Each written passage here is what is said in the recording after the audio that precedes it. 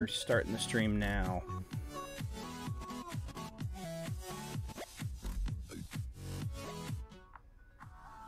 Chugging.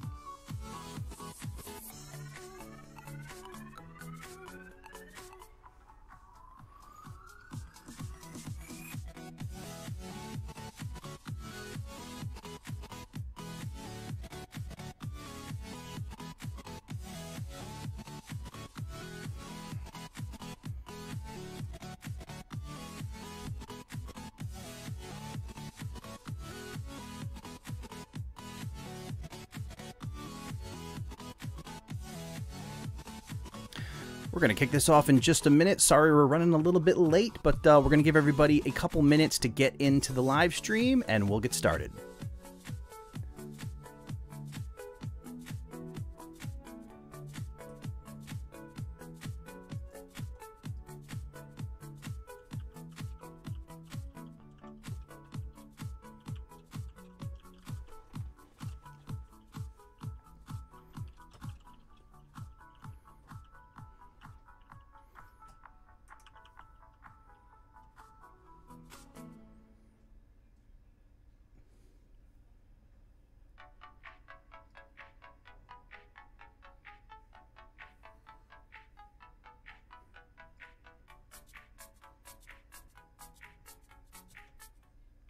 Hi, and welcome to Creator Fundamentals. My name is Dan Currier, and it is my mission to simplify YouTube so you and I can grow together. Tonight, we have a special guest, and that is Dusty Porter, and we're going to talk all things YouTube. He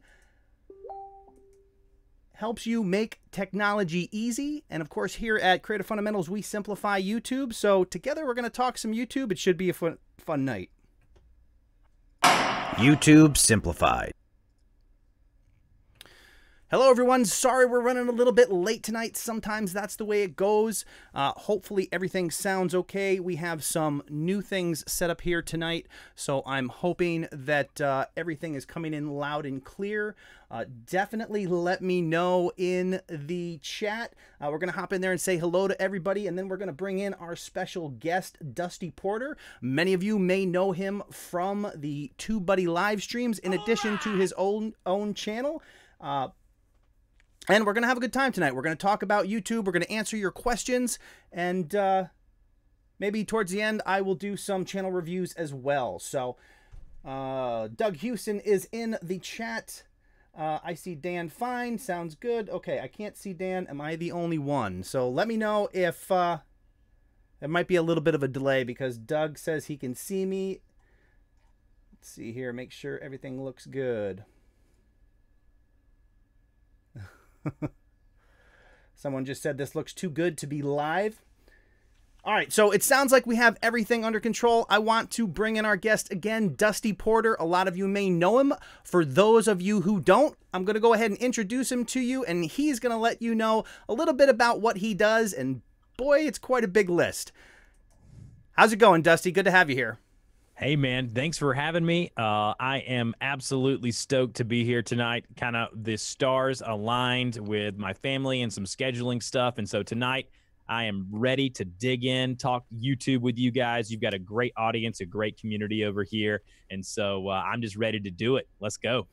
Awesome. I'm just going to jump in the chat here, say hello to everybody like we always do on every stream. Real quick, I just want to jump in because somebody got it started right off the bat with a $10 super chat. Jeff Lauder, I appreciate you. With the $10 super chat, every little bit goes to help the channel, and I truly appreciate the support. It says, if you're doing it, I'd appreciate an honest, call it as you see it, don't worry about feelings channel review. Channel name is Legal Bro. If you need that, thanks, guys. Much appreciated. Awesome. We'll definitely get to that. That is a fantastic message as well. And let me just say hello to everybody that's out there. We see Car Galaxy Studios, Rocket Scientist, Dermer Life, Kawhi Sin, Richin in the USA, Bjorn's Bags, Dermer Life, Angie's Random Vids, Beanie Draws is in the house as well. See who else we have here. To the Top Crane, Felice Wilder. Let's get all the way up to the very beginning of the chat. See who got us started off early. Oromia Daily News. Good to have you in the stream. Nathania Cortez, Joni Multiple Solutions. Great to see everybody here tonight. Again, for those of you who may be here for the first time, this is our regular stream night, Wednesday, 9 p.m. Eastern, where we answer any questions you might have about your channel. We'll do channel reviews towards the end. And tonight we have a very special guest in Dusty Porter, who can share all kinds of information. For those of you who aren't familiar with his channel, he lists his channel as Making Technology Easy. And Dusty, if you could tell everybody a little bit more about your YouTube channel and also go into all the other stuff that you have going on. Yeah, so the YouTube channel for me is definitely just a piece of it. You know, the podcast, the YouTube Creators Hub podcast, which is probably where a lot of your audience knows me from. My YouTube channel is more of an evergreen type how-to tutorial-based channel, and I think we'll probably touch on that and the uniqueness of our channels tonight. But the YouTube channel kind of started it all. It led me to get YouTube certified, which then led me to start hosting a podcast, which then led me to do over 100 interviews with other YouTubers, which is amazing. Had such a great opportunity to kind of be the first in that space to do that as far as podcasting about YouTube. And then obviously I've got a bunch of other stuff on the side that I do, but the YouTube training, the YouTube education, the podcast, the channel, I do a little voice acting on the side. But man, I love doing this stuff. I'm passionate about it. When you connected with me, it was such a great connection in that I feel like I've known you now for a long time, even though we really haven't communicated, but just a few times. And so, for, you know, as far as tonight goes, I'm just excited about, you know, hanging out with your community, talking YouTube, and just getting down to it. And, you know, it's great to have you here, Dusty. And it's funny because when Dusty was nice enough to have me on his podcast, I went over to iTunes and I'm like, oh, I'll just search for Dusty and find the podcast. And I was amazed at exactly how many podcasts Dusty is involved with. He definitely has a lot on his plate, and I appreciate him making the time to come hang out with all of us tonight. So, hey, tonight is absolutely the best night to ask questions. So if you have questions about your channel or YouTube in general, make sure you throw them in the comments now. We'll do our best to give you as much information as we can during the live stream. So how does one get YouTube certified? Joshua McCray, that is an excellent question. Are you certified in anything, Dusty? I didn't. Yeah, so as far as me, I just did the initial one. I'm not sure. There's actually a certification of kind of how you can get YouTube certified. There's you can go to a URL and basically go through a course. It's actually a ton of work. I was just going to say, because I know that the way YouTube has it set up, there's kind of 3 different things that are kind of like being YouTube certified. There's like when you first certify your channel, which I think what Dusty alluded to initially. There's also like the people who have the check mark next to their names. And then there is actually being certified in like a discipline on YouTube, like channel growth and those types of things. So I'm not quite sure which one Joshua was looking for. So Joshua, if you can let us know in the chat, are you looking like as in to become like training certified, or like the 100,000 subscriber certification? Because I think the check mark now, you have to have over 100,000 subscribers. I think they moved that to that. I'm not 100% sure on that though. Yeah, I think they did as well. Yeah.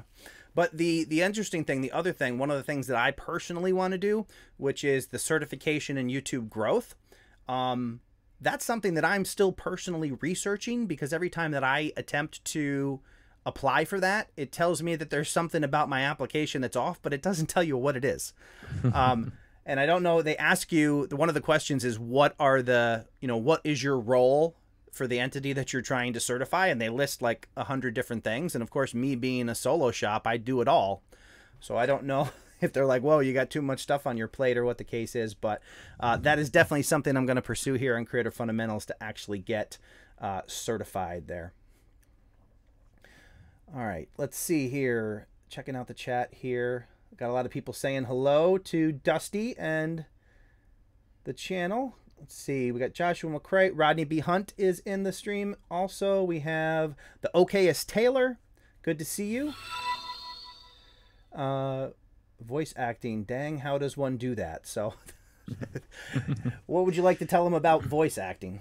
Yeah, the voice acting gig actually spurred from the YouTube channel. And so with YouTube channel, It's basically someone went to my YouTube videos and they're like, hey, would you, be interested in voicing my video or voicing my project? And it's kind of one thing led to the other.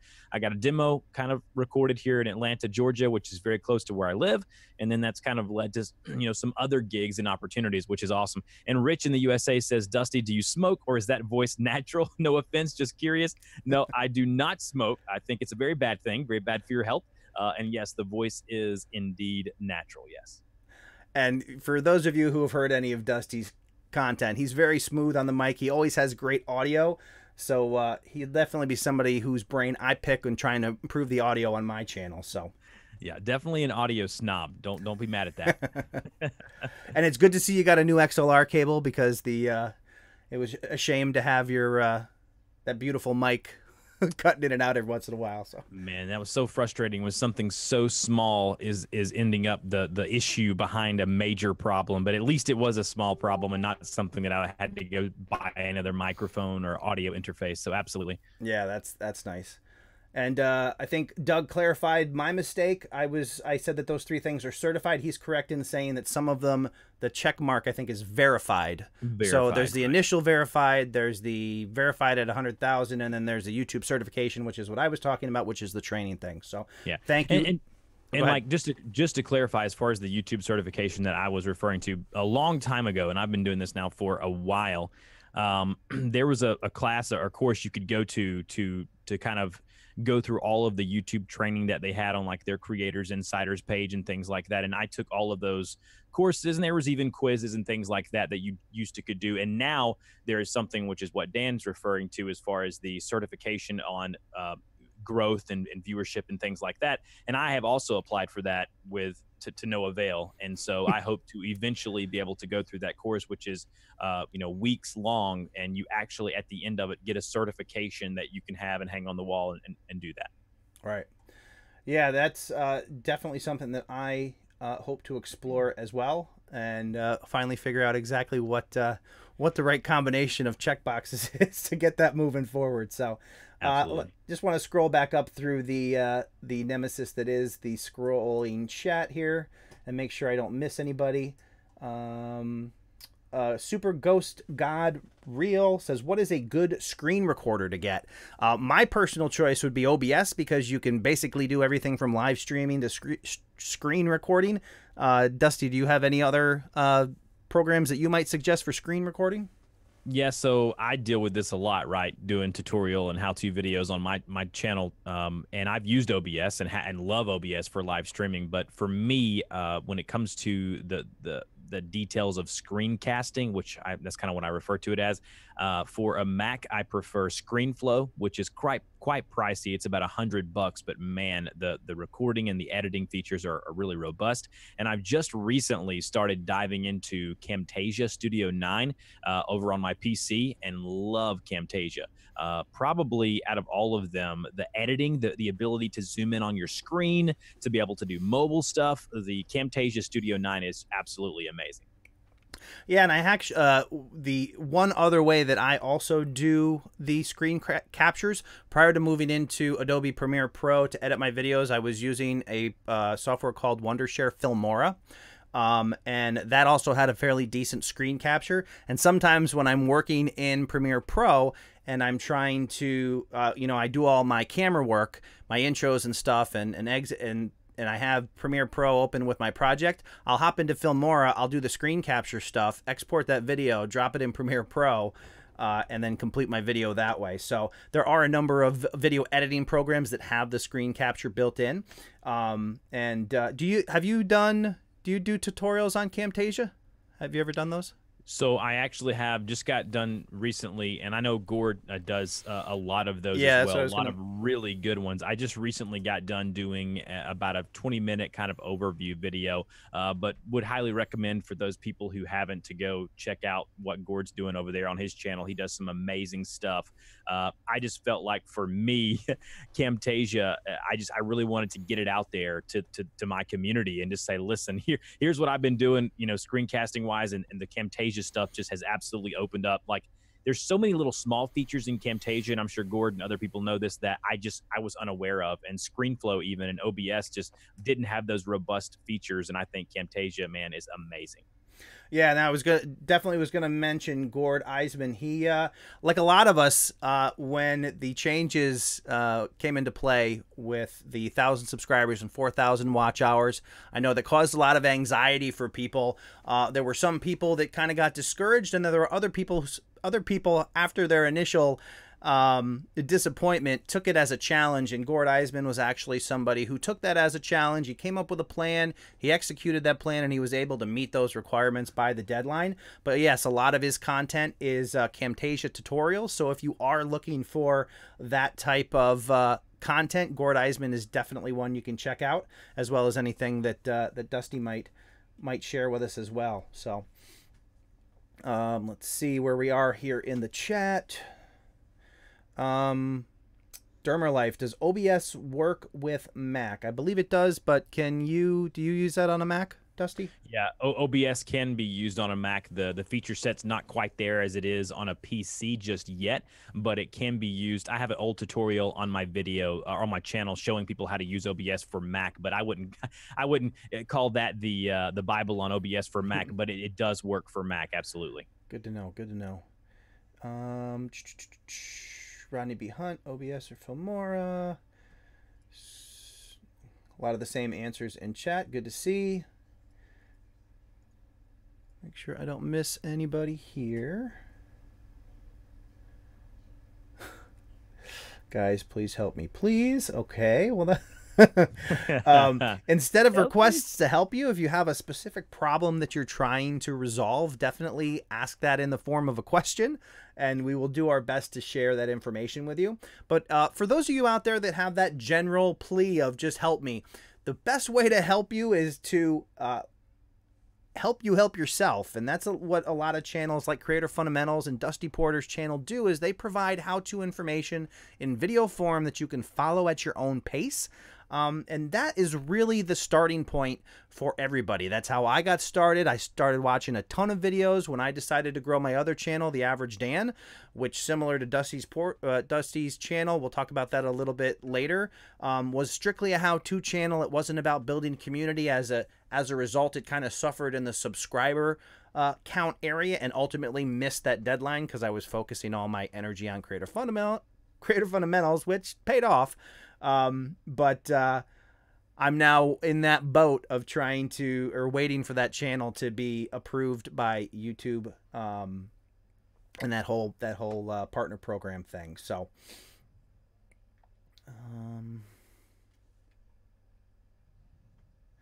but just to that point, those how-to videos, they're out there, they're easy to find, they're very informational. So pick a topic. If you don't know where you want to go, or you don't know how to grow your channel, pick a topic, watch as many videos as you can as possible on it, and start to apply those to your videos over time. The biggest thing that you can do to help your channel succeed is to make those small improvements over time and commit to being consistent and constantly moving forward. The only way to fail on YouTube is to quit. So as long as you're moving forward and you're progressing and you're picking up a tip here and there, you will ultimately get to where you're going. Yeah, I saw Plemons Lawn Care in the chat ask, what is some good ideas for channels that are harder to grow, like lawn care channels? We're talking about this how-to stuff. A lot of times, I just did a podcast episode on this, Plemons. You want to create something that I like to call tent pole content on your channel, and those are videos that will continually gain you subscribers and viewership and help you grow a smaller channel. And so what I mean by that, if you're in lawn care, I know for me, I love going to YouTube to figure out how can I get my yard to look better than my neighbors, right? How can I get my yard to look the best that it possibly can? So really niche down into something that people are searching for. So how to plant this type of grass, or how to get this to grow in this area of the country. Just focus in on a really small niche and focal point for your type of content, put that out there, and then use that for your tentpole content. And that's going to be something that your channel can be built upon. Yeah, for sure. And one of the things, if you do lawn care as a business, And kind of like along what Dusty Porter was saying, and I have an example on the Average Dan. Before the Average Dan, before I focused that in on RV camping in an effort to actually build a community based on the kind of people that were watching, I had done like a how-to camper renovation, which brought in a lot of people on that. I did a video on changing the blades on my riding mower, and it gained, I mean, it's still gaining views, and it's a tent pole type video, or a, you know, an evergreen video, excuse me, where it just continues to grow over time. And, you know, putting out that informational stuff related to your topic can help your channel grow and also bring attention to you as an authority in that particular area, which kind of serves the purpose, whether you're running a business or you're trying to grow your channel. You're going to achieve both by doing that type of content. Mm-hmm. And that's the great thing about the evergreen videos is, unlike some, you know, the ones that take off out of the gate and then kind of fizzle out, those things just continue. It's like a snowball, and it gets bigger and bigger over time. The longer it's out there, the more views, and the more it helps your channel grow. And then you consider that having 10, 20, 100 of those that are all doing the same thing, it's very powerful in you know, establishing exponential growth on your channel. Yeah, and a lot of times some of those videos don't even pick up steam or traction until months later, dependent if it's just the YouTube algorithm or whatever it may be. You know, that tentpole content is just what's going to help you kind of grow your channel in the long run. And that how-to stuff is amazing because people will be searching for that. You can rank for a keyword or a key phrase and really push your channel in front of a new audience. Absolutely. I'm just trying to, let's see where, again, trying not to miss anybody. Can you tell how to rank my tech videos? I spend hours in SEO, but my videos aren't. So let me just take a look here at something real quick. So the biggest way, I mean, the most simplified approach to trying to get traction on your video is all about, before you even record your video, you want to consider the topic, and then you want to go to YouTube and you want to start typing in the topic that you're focused on. And as you type in and hit that space bar, YouTube is going to start making suggestions to you about videos that have, or search terms that people are actually using. And what you want to do is you kind of want to whittle in. You don't just search, you know, if you are doing a video about the Elgato Stream Deck, for example, a great tool that I use on this live stream. You don't try to rank for Elgato Stream Deck. It's how to use Elgato Stream Deck when live streaming on YouTube. You kind of want to narrow in on the particular keyword phrase that you're going to use, and you want to find one that doesn't have a ton of competition, especially when you're a smaller channel. I'm just looking at your channel quick. Is when you're just starting out and you're in the double-digit subscribers, you really want to whittle that down to a small little piece of that pie without a lot of competition, and begin the process of trickling in those views and that watch time to your channel. The more you can do that, it's better to be first out of, you know, 5,000 results than it is to be 400th out of you know, 50,000. And you do a bunch of videos like that, and you get them to trickle, and that starts to help your channel grow. And it absolutely works. I know, contrary to some information that's been out recently about how relevant keywords are, that is definitely the way to go. And I have experienced it firsthand, that getting your keyword research in place in your titles and your thumbnails, which are also super important, will help you pick up steam and move your channel along. Yeah. And the business out there about keywords being irrelevant, you know, that's by far, you know, false. Maybe in the future, you know, I'm not going to say what's going to happen in the future, but currently right now, keywords are definitely an integral part of YouTube and ranking and, you know, alongside, you know, good titles, good thumbnails, good content, obviously is the main thing. But absolutely, you need to be, you know, researching those keywords and key phrases beforehand, like Dan said, and that's really going to help you. Yeah, Nick Nimmin brought up an excellent point on TubeBuddy's live stream. if they were irrelevant, they wouldn't still be on the page when you're setting up a video.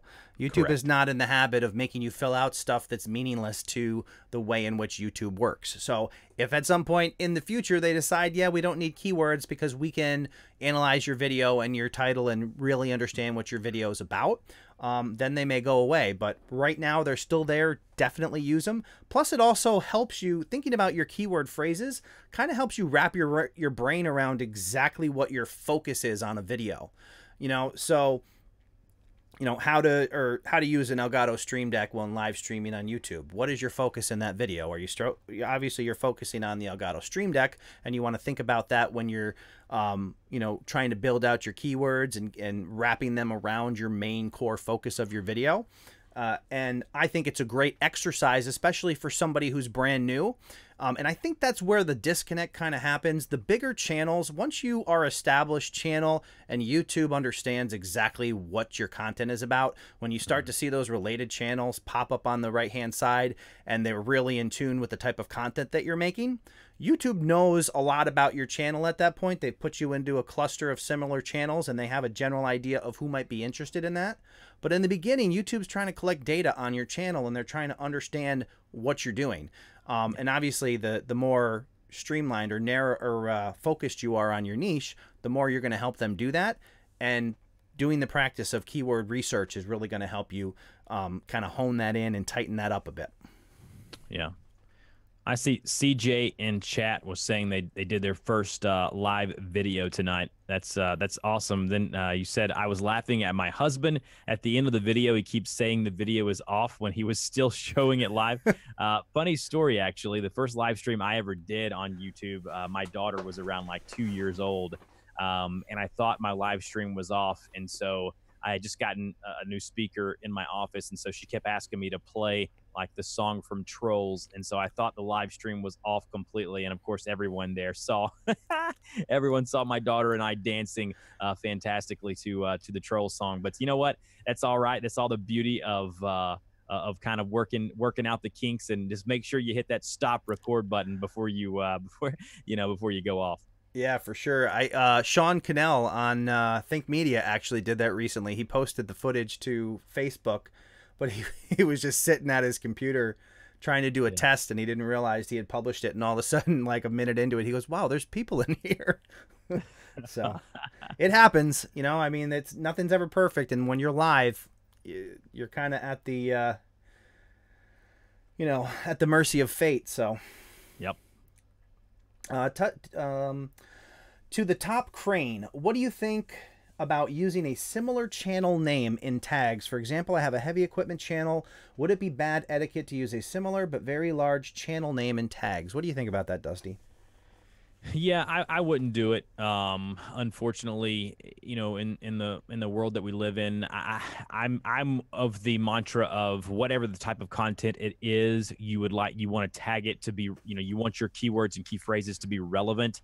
I would assume, like, let's just say you're a video game YouTuber, you're talking about including, you know, names like PewDiePie and other large gaming YouTubers. I would say that YouTube probably frowns upon that pretty highly. And I would not suggest doing that because YouTube likes relevant tags. And if you are misleading viewers, that's going to make them upset. And then in the end, possibly lead them off of YouTube, or their session time goes down because of it, because they're thinking they're not getting the stuff they should be getting. And if your stuff isn't as quality or is not related in any way to that YouTuber, then definitely do not do that. But I would lean towards the side of I just would not do that. That's not a good practice to get into. Yeah, and I completely agree in that respect. The one thing you can do, if you're trying to kind of associate with other channels that are doing similar content, instead of trying to perhaps misrepresent your content as theirs, you can use a tool like TubeBuddy to actually take a look at the type of keyword phrases they're using and either use that as perhaps an example of some of the types of videos you want to make, or try to use related keywords to their content, provided your content actually matches.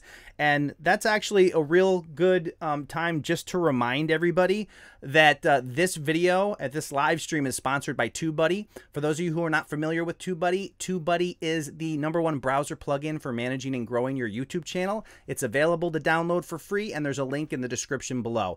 Definitely recommend TubeBuddy. Very well-timed product placement by Dusty there. But yeah, I mean, I honestly, and I say it with all sincerity, I don't know how I was doing YouTube before I started using TubeBuddy. I use it every day, or every time I make a video, and it's just been super helpful. Let's see here. Okayest Taylor says, I've had a couple channels make videos on a topic I cover, and they tagged my channel name. Yeah, and I've had other channels do it to me as well. I mean, at the end of the day, it's not a huge deal. I actually had, for a while, I was using, when I first started doing this, I was trying to use a particular hashtag and kind of testing out what it did, and I noticed that there was another channel that kept, all their videos kept popping up, and it, eventually we figured out what was causing that. But yeah, I mean, it doesn't hurt your channel if somebody else does it, but and you know, there's not a whole lot of value, I think, in trying to do that anyway. So especially like Dusty said, if you're targeting a big, you know, PewDiePie or somebody like that, it doesn't, and the one thing, it doesn't help you, it doesn't make YouTube think that you're somehow more related to those channels than you are. That's all going to be based on your content and your audience, and your audience is really what determines what your channel is about and who responds to it. It's their interaction with your channel that YouTube uses as a key or a signal to determine exactly who else to show your content to, and how many people, and when it's time for them to start suggesting it to a wider audience. Doug Houston says, community strike's not worth the risk. Again, let's see, if you talk about a popular YouTuber in your video, can you use it in a tag? I think that's fair. If you're, I mean, if your video is about them, I know I think I've done videos in the past that were like news related stories. I think I probably did a news related story on PewDiePie at one point. I'm sure he was in the tags. So definitely, if it's related to your content, then by all means build out your keyword phrases accordingly. Yeah, I think more what I was referring to is if you're just like a vlogger on YouTube, just to include Casey Neistat in the tags just because you're a vlogging channel. Now, if you're doing a video, like I know Brian G. Johnson just did a recent video talking about the success of Casey Neistat and kind of the process that he used to get to where he is, I think it's completely fine because, you know, that tag would be relevant to his video. But, you know, if you're just, like we were talking about lawn care channels, it'd be like going on YouTube, finding the most popular lawn care channel and just putting them in every tag, you know, every video and every, you know, tagging that in every video that you do. That would kind of be irrelevant. And I would say that YouTube would frown upon that. Right. Yeah. And they would probably categorize that into their spamming criteria. Absolutely. Because you're throwing in a bunch of non-related stuff. All right. Douglas, are you doing channel reviews tonight? Yeah, we will probably do those towards the end. To the top crane, thanks to Dan's suggestions, I've doubled in growth in the past 2 weeks. Fantastic. Awesome to hear. Just keep going. Maybe you can double again in the next 2 weeks. All right. I don't want to miss anybody here. Mighty Carmod's great YouTube channel. Thanks, Dusty and Dan, for answering my question. Thank you for asking the question and joining the live stream. And I want to rank for DDR3 versus DDR4 today. I'll be uploading it. Can you give tips? Again, I think yours was the channel that I looked at earlier. You're just kind of getting started here, so you're not going to simply be able to rank for DDR3. Let's see what DDR3 versus DDR, if that's the exact keyword phrase you want to rank for, I kind of feel like that is going to have a lot. I'm assuming that's a memory reference. And I would imagine that's a pretty big memory reference. So, well, it's not horrible, 208,000, but I would probably kind of hone that in a little bit. DDR versus DD4. Gaming, RAM gaming. You definitely want to play with your keyword phrases and try to find a smaller section of that pie to really dial in on.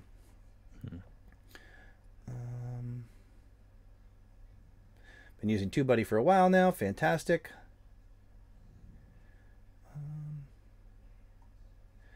Can you give... All right, here.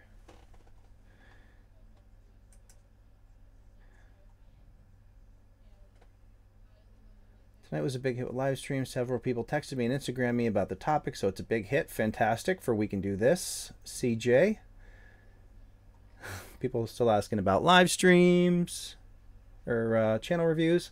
For some reason, I always call channel reviews live streams.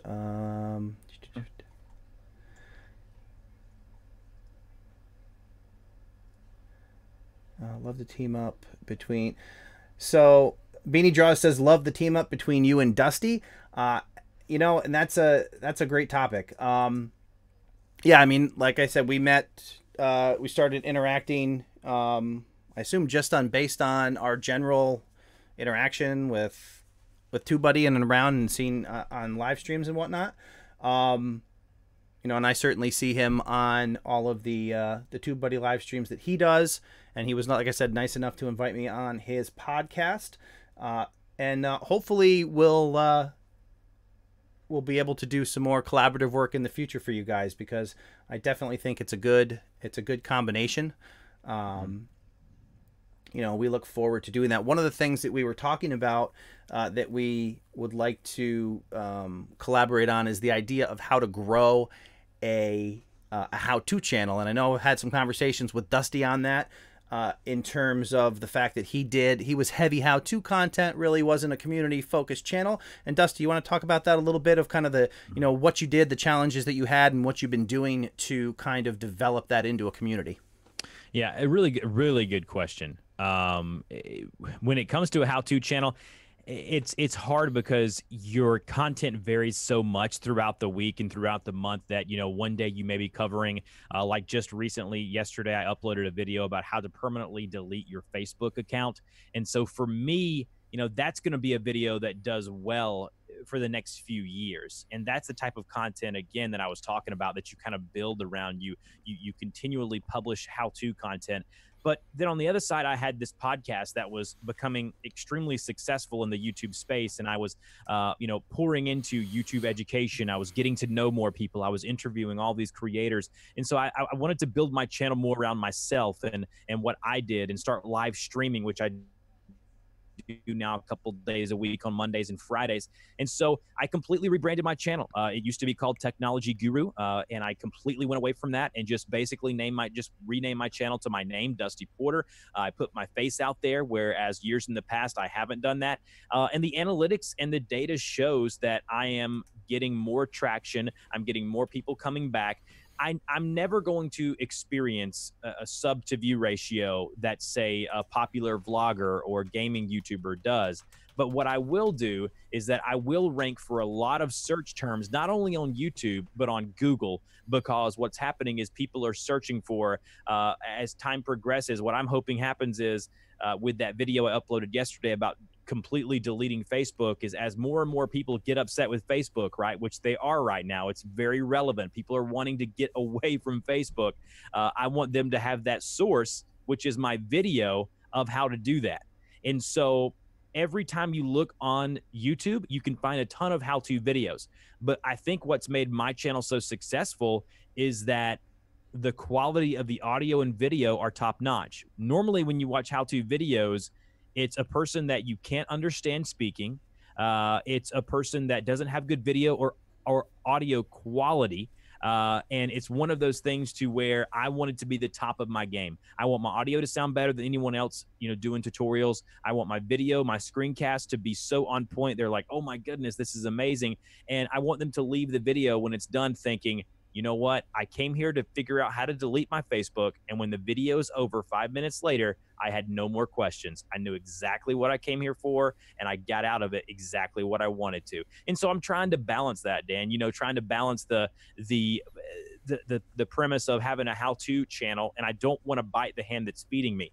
The how-to videos are doing too well to just focus solely on YouTube education. So I will have videos like how to adjust your Skype audio and video settings, because those videos do well for me over a 3 to 5 year span. And so I've got to balance the YouTube education and the how-to, and I think I'm building a bigger and better community because of those things. Absolutely. Yeah, and that's something that I also struggled with, or found a challenge, that because I was my other channel, The Average Dan, which was strictly how to, where I would encounter whatever the issue was that I needed to resolve and make a video on it to share with other people, so they had a little bit easier time of resolving it. And that led me down a couple different paths, car repairs on a number of different vehicles that we owned over the years. And then my wife and I bought a 1984 travel trailer that we gutted and renovated, and did a 7 video series on that, and that became really popular. So one of the things that I actually did to kind of go down that path of start to transition from that how-to the community base, is I went and used the subscriber report, my analytics, to say, okay, where were the people who did subscribe to my channel, where did they come from? Because one of the things that Dusty may be able to support is that a lot of times when you're providing how-to content, people come get what they need to leave or get what they need, and then they leave. So I was curious, I did have some subscribers, where were they coming from? And I was able to look at the subscriber and say, a lot of people were interested in the camping thing. We love to camp. My wife and I just bought a brand new camper. So I decided that I would focus on RV camping, mix in the other stuff, and I think that people would understand when those things, but there's a number of different ways, and like I said, with the collaboration idea, hopefully Dusty and I can bring you guys some definitive steps that you can take to actually take that same situation where you weren't focused on subscriber growth in a community-based channel, you were doing how-to content, and show you exactly what you need to do to transition that into a thriving community where those subscribers help build the channel even further. So yeah, and I think that Car Galaxy Studios says, I agree, how-tos will never go away. And that's kind of the beauty of it, right? In that, I don't think my channel will ever be solely on YouTube education. I think that I enjoy doing the screencasting stuff too much, but I do believe there is a way to meet in the middle and combine the two. The beauty of it is not every one of my subscribers has to watch every one of my videos. Like that's a facade. Like I don't want my subscriber to think that they've got to watch every one of my videos. I want them to, but if you're a how-to channel, they may not need to know how to set up Zoom to do a video conference call, or they may not need to know how to stream on, using OBS or this or that, that I do, because that's not where they are right now in their life. But there's somebody out there that's going to be searching for that on Google, on YouTube. And just a cool story real quickly while we get a couple of questions in here. When the iPhone 10 came out, I got it first day. And I always tell myself when I get a new device, what I do is I put it through its paces and I decide what's the most difficult thing to do on this device. I'm going to do a tutorial on it. I'm going to go on Google. I want to see what people are searching for. Lo and behold, on the iPhone 10, they made it so stupidly hard to close out of applications. It's completely different. It was using Force Touch, completely different than the way it was on previous phones. I'm like, oh my goodness, this is a no-brainer. No one was ranking for it. It just made sense. I did a video, about a 4 or 5 minute video. It took me a couple of days to produce. Again, if you're doing screencast videos correctly, and Gord can probably attest to this, you will be putting in the time to get them done. But I did this video, and the iPhone 10's been out, like I said, 8-9 months now. That video ranks #1 a lot of times for iOS, for iPhone 10. It's gotten almost 300,000-400,000 views to this day. It's made me a decent amount of money. People are watching the entire thing. It's helped a lot of people. Those are the videos that you put out there. You've just got to know what's relevant. You just got to know what people are going to search for. And if you do that, just like we were talking about lawn care channels earlier, is there a certain type of grass like crabgrass that gets on my ever-loving nerves where I live in my location in Georgia? How do you get rid of crabgrass? What do? You make that video, you get a good thumbnail, you get a good title, and that video, I mean, you guys think I'm kidding with you, but Dan can attest to this. That video could work for you for 8 to 10 years. I mean, as long as YouTube is still going. Oh, absolutely. And not only that, but they tend to get stronger with time. Yes. So, maybe it's getting you, you get to a point where it's getting you 1,000 views a month. Well, that could be, in a few years, that could be like 10,000 a month. Those things just continue as long as it's relevant, and it's truly evergreen, then it will just continue to grow, and it'll just be a powerhouse for your channel for a lot of years. And like Dusty said, you put out a winner like that's 300,000-400,000 views, and you do that 4 or 5 times, think about where your channel is going to be in a couple years. So definitely in terms of, content strategy, regardless of the type of videos that you're making, try to do that good mix between the evergreen videos and maybe the more trendy type stuff to try to get that occasional flash in the pan, while also having the slow burners in the background that are just getting better with time.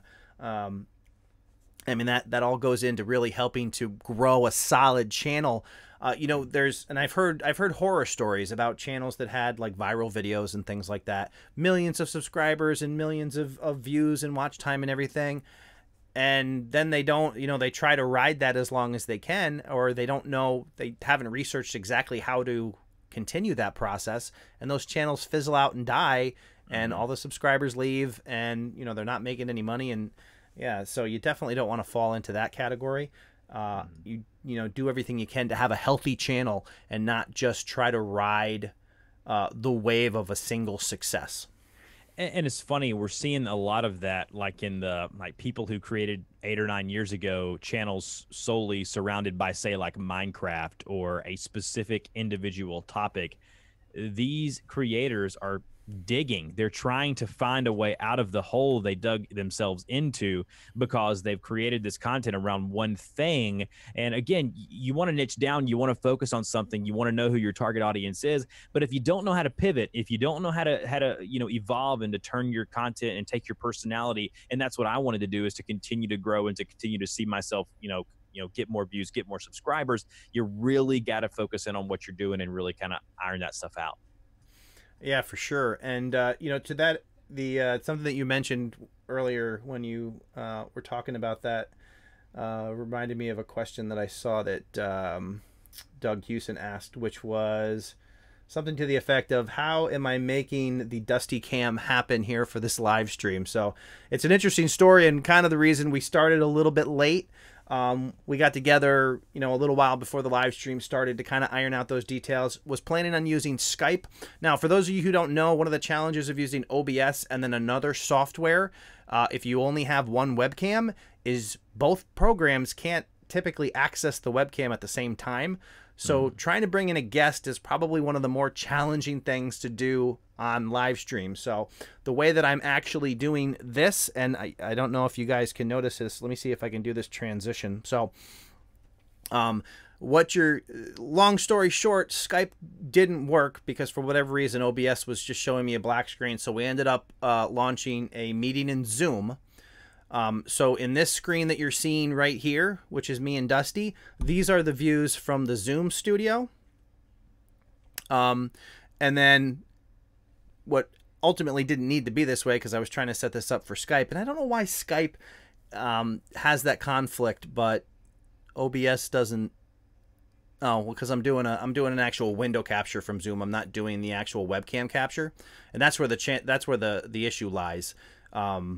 So the reason that you can see the Zoom video that I'm showing you is because I'm actually capturing the window that the video is in versus actually using a video capture source.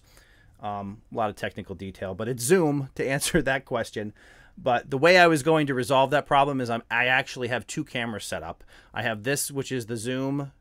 Zoom is using my Logitech C920 to do this double view here. And if I can transition real quick, we'll pop Dusty off the screen for a moment here.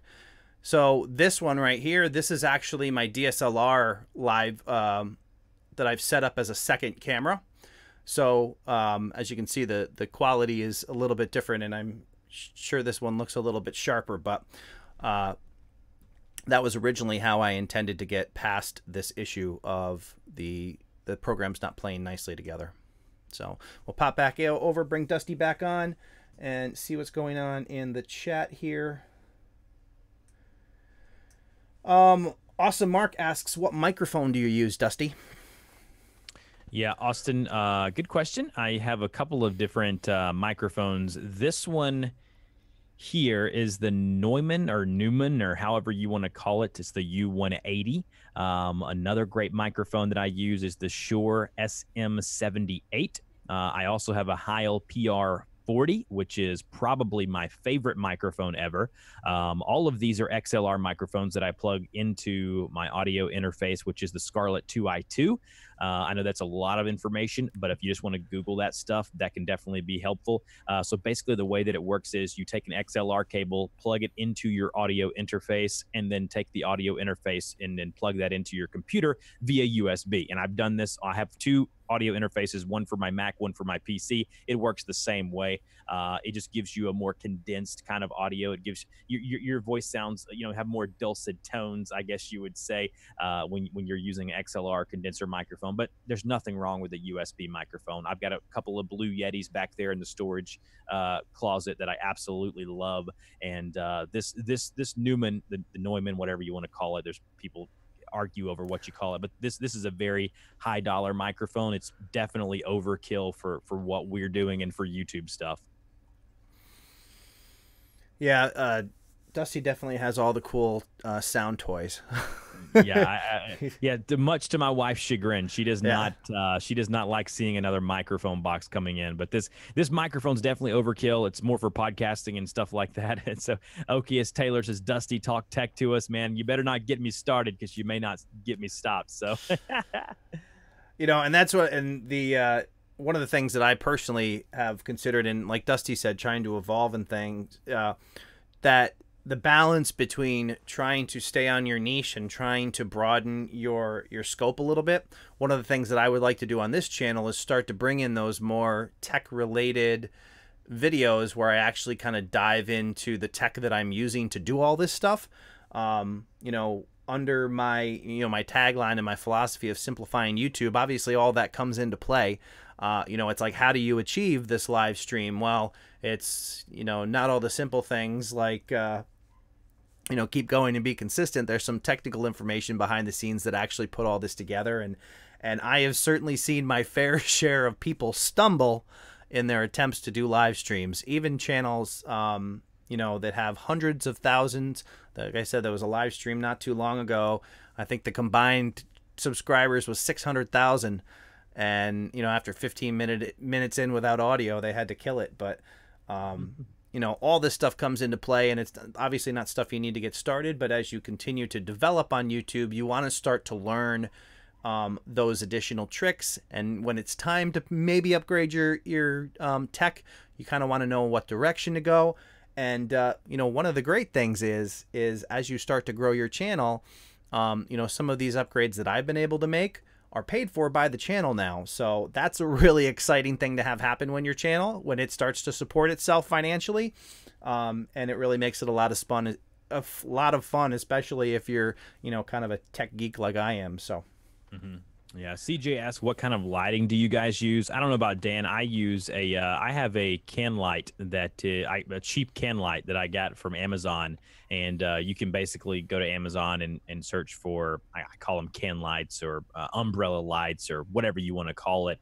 I normally stream from my PC, which is over there. What I'm doing now is on my Mac, so I have those can lights kind of coming into what I'm doing, and then they're also very mobile to where I can move them over to my IKEA desk where I do like unboxings or reviews of different tech or product. That way I can get them for the B-roll footage and things like that. So you don't have to have anything very expensive or in depth.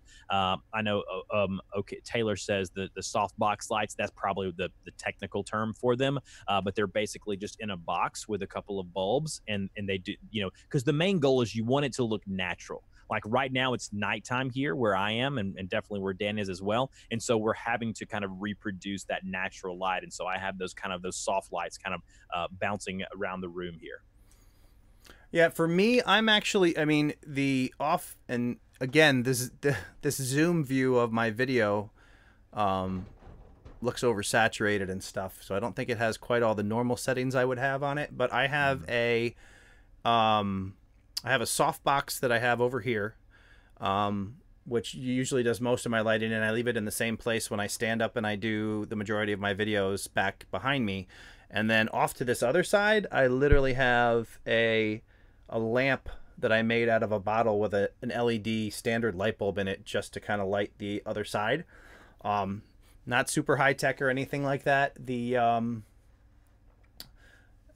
You certainly don't need the softbox, and it's not super expensive, but the light bulbs are more expensive than the thing itself. They're kind of the CFLs, and you know, it might be overkill, but when I first started on YouTube, it was, you know, the super excited, let's go buy stuff, let's get a green screen and all this other equipment, and you realize you don't really need it. And now I just try to do the bare minimum, get decent lighting, and go on from there. So yeah, as far as on the totem pole of kind of where lighting falls, for me, it's definitely, you know, audio. I know you guys are going to blow your mind, but audio a little bit before, you know, video below that. And then obviously content's at the top of that pyramid, but lighting is definitely on down there. I think that a lot of people use lighting as an excuse. Obviously, there's some people who do lighting better than others.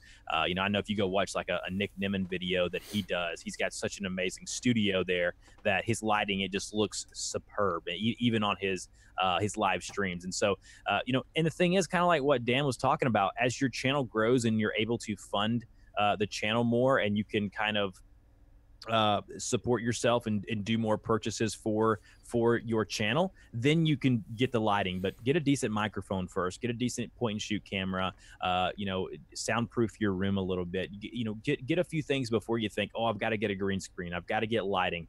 The barrier to entry right now for YouTubers is definitely very, very small, and it's definitely not what it used to be. We've all got fantastic cameras in our pockets with our smartphones, and if we realistically just kind of use what we have, normally it's going to be sufficient. Absolutely. And I just want to jump in the chat real quick, because I see there's some additional people who have popped in that I want to say hello to. Don't want to miss anybody. So I do see some new faces. We see Josie Potts in the live stream, Ricky Dove, good to see you guys, Alex Bowling, scrolling. Gamium Gamers, I know he asked some questions. I don't know if I officially said hello. We can do this. CJ, again, questions. Make sure, Michael Furberger, hello, y'all. Hello to you too. Thanks for joining the stream. Zingcat, Shannon Vlogs, which is a patron. Thank you so much for coming and hanging out with us tonight. And just want to... C4 Defense said hello earlier. Good to see you as well. And let's see. Seeing if there's an actual question in there. And while Dusty was talking, I got rid of that less than pleasant Zoom video and transitioned to my DSLR. So you may have seen my camera angle change slightly. But as I was talking about how we pulled off the Zoom, I'm like, you know, I don't have to use that less than stellar video now, because because we didn't have to use Skype, and we were literally, it was 8:59, and I was putting out all the pieces together after Skype failed us. So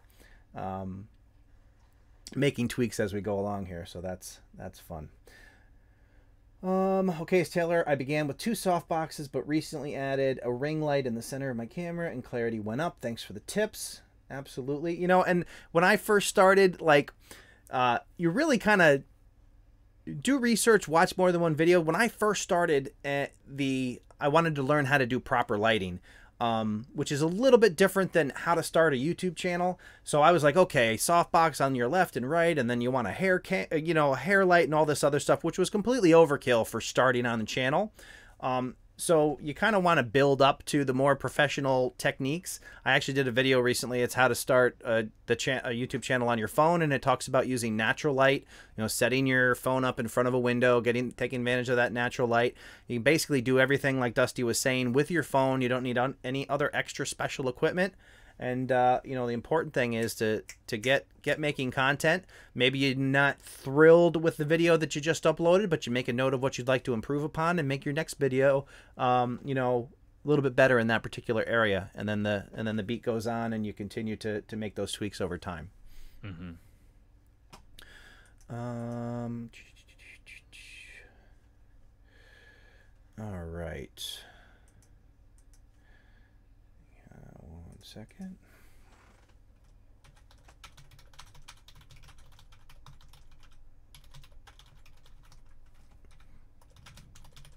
Okay.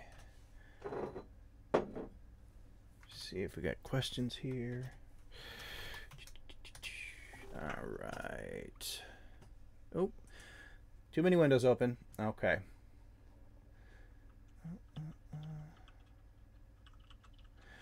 Okay, as Taylor says, I watched a YouTube video on how to make a DIY ring light for under $30.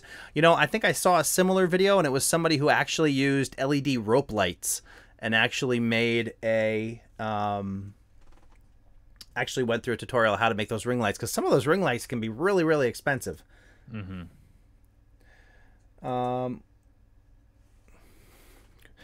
right, guys. So the one thing that I want to do here, and I want to scroll back up real quick to that super chat. And as I mentioned, one of the changes that I made on the channel is not showing any priority anymore for super chat specifically for the live stream. So if you want a channel review, definitely let me know. I probably won't be able to grab all of them tonight, but I'll grab as many as I can. But just to get us started, I am gonna scroll back and try to find. Let me pop out that super chat, because I think that call it as you see it channel review for Jeff Lauder. So I want to pull up that channel real quick, and you're going to get the bonus of getting some feedback from both myself and Dusty here tonight. So we will take a look and see what we think, and also definitely check out the feedback that you see in the chat as well. It's always great to get the advice of how other YouTubers see your content and what they think about it. So let me get that pulled up and ready to go. Looking good here. And then, all right, so let's take a look here at Jeffrey Lauder's channel. Jeffrey Lauder, COP. Oh, I guess that's COP. That's not an acronym. I should just read it as it's written. Cop turned attorney. Excellent. Obviously, it's we can see that it is an attorney-based channel, but let's see how he relates the idea that he is a former cop and how that relates to his channel. From police academy to closing arguments and everything in between, not many criminal defense attorneys can say they've made a few thousand arrests. Here.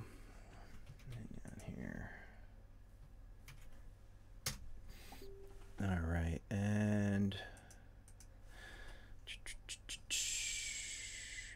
so let me take a look at your video. So I'm assuming that you're coming at this from both your experiences as being an officer and also how that relates to being a defense attorney, which that's kind of an interesting transition. Especially being a defense attorney, that you're probably seeing it from both sides to a certain degree here. So taking a look at your channel, you definitely have done well. You're using your face in your channel art, which is good, and your icon. So you have that connection there. I might go a little bit closer on your icon to be able to truly see that that is you. I don't know, on my screen it appears a little bit small, and it's a little difficult to, you know, clearly identify the two of those images as the same person. But then let's take a look at what you got going on. All right. Street racing. So I see for the most part you're mixing yourself into the thumbnails. I might consider being a little more consistent with kind of the visual of you if you're going to use you as the branding, only because in some cases you're really small and it's difficult to read, and other times you got like this, it's a camera angle, it looks like from the console in your car, and that might be harder. Again, thinking of your face as being your actual branding, you want to make sure that it's clear and consistent so people can tell that it's your content. Mm-hmm. And also color schemes, traffic accidents. Some of these I might consider being a little less wordy. And I would also try to be consistent as much as possible on the font choice that you've made, again, to kind of drive that related content. And the way you can look at this is when you click on a video. So here, if we click on this video, I'll try to stop it before it makes noise. And we consider what that thumbnail looked like, and then you. All right, guys, let me know if you can hear me now. We just had, so we have some really severe weather in the area. So I don't know if somebody just took out a telephone pole or what the case was, but let me know when we are back. No wrong buttons. I just completely lost all internet for about 45 seconds. So let me know when you can see me again. As I was saying, I was asking you guys about what you thought of the DSLR on the video now and how improved that is. But there's a lot of high winds and severe weather in the area, so I don't know if that was what the interruption was, but hopefully we're back. I'm going to try to get Dusty back in here. Not sure what happened right there. Let's close that out. And I will catch up with you guys in the chat. Let me pop that out. Sensational Life says, I can see you and hear you now. Fantastic. No, Richard in the USA, it wasn't like a poor internet thing. I'm thinking it's weather related. We have decent internet now, and I don't experience those kind of dropouts. But because of the severe weather in the area, I'm thinking something might have happened somewhere and gave us a little bit of an interruption. But I am going to try. But yeah, I totally lost all internet there for a decent amount of time. So let me see if I can bring back Dusty here, if Zoom is once again working. But that's a first. I haven't had that kind of that outage in the middle of a live stream yet. So I'm at least glad to see that that everything came back up and is working now. That's a great thing. And let's see here. Let me see if I can get Dusty back in the mix.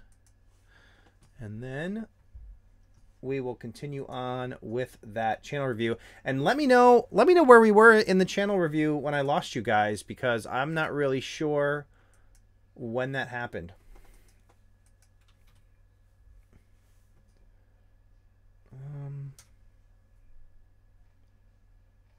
All right, just trying to get Dusty a new invite here, and we'll see if the stars align. All right, well, that was fantastic. Can you hear me now, Dusty? Let's see here. Get that off the screen, and we will try to bring Dusty back in as soon as he acknowledges that he can hear me. I can hear you. Fantastic. All right, so let's just jump over. I'm gonna bring Dusty back on here. My apologies, Dusty. We had some kind of disturbance in the force there that took out all of my internet for about 45 seconds to a minute. So you can't make this stuff up.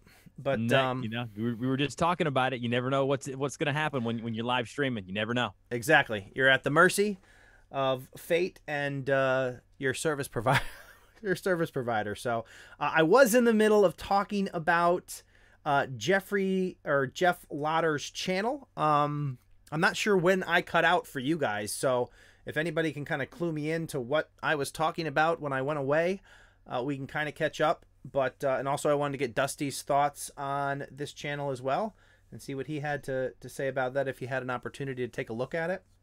Mm-hmm. But I think I was talking. Let's see here. Let me get back into the videos.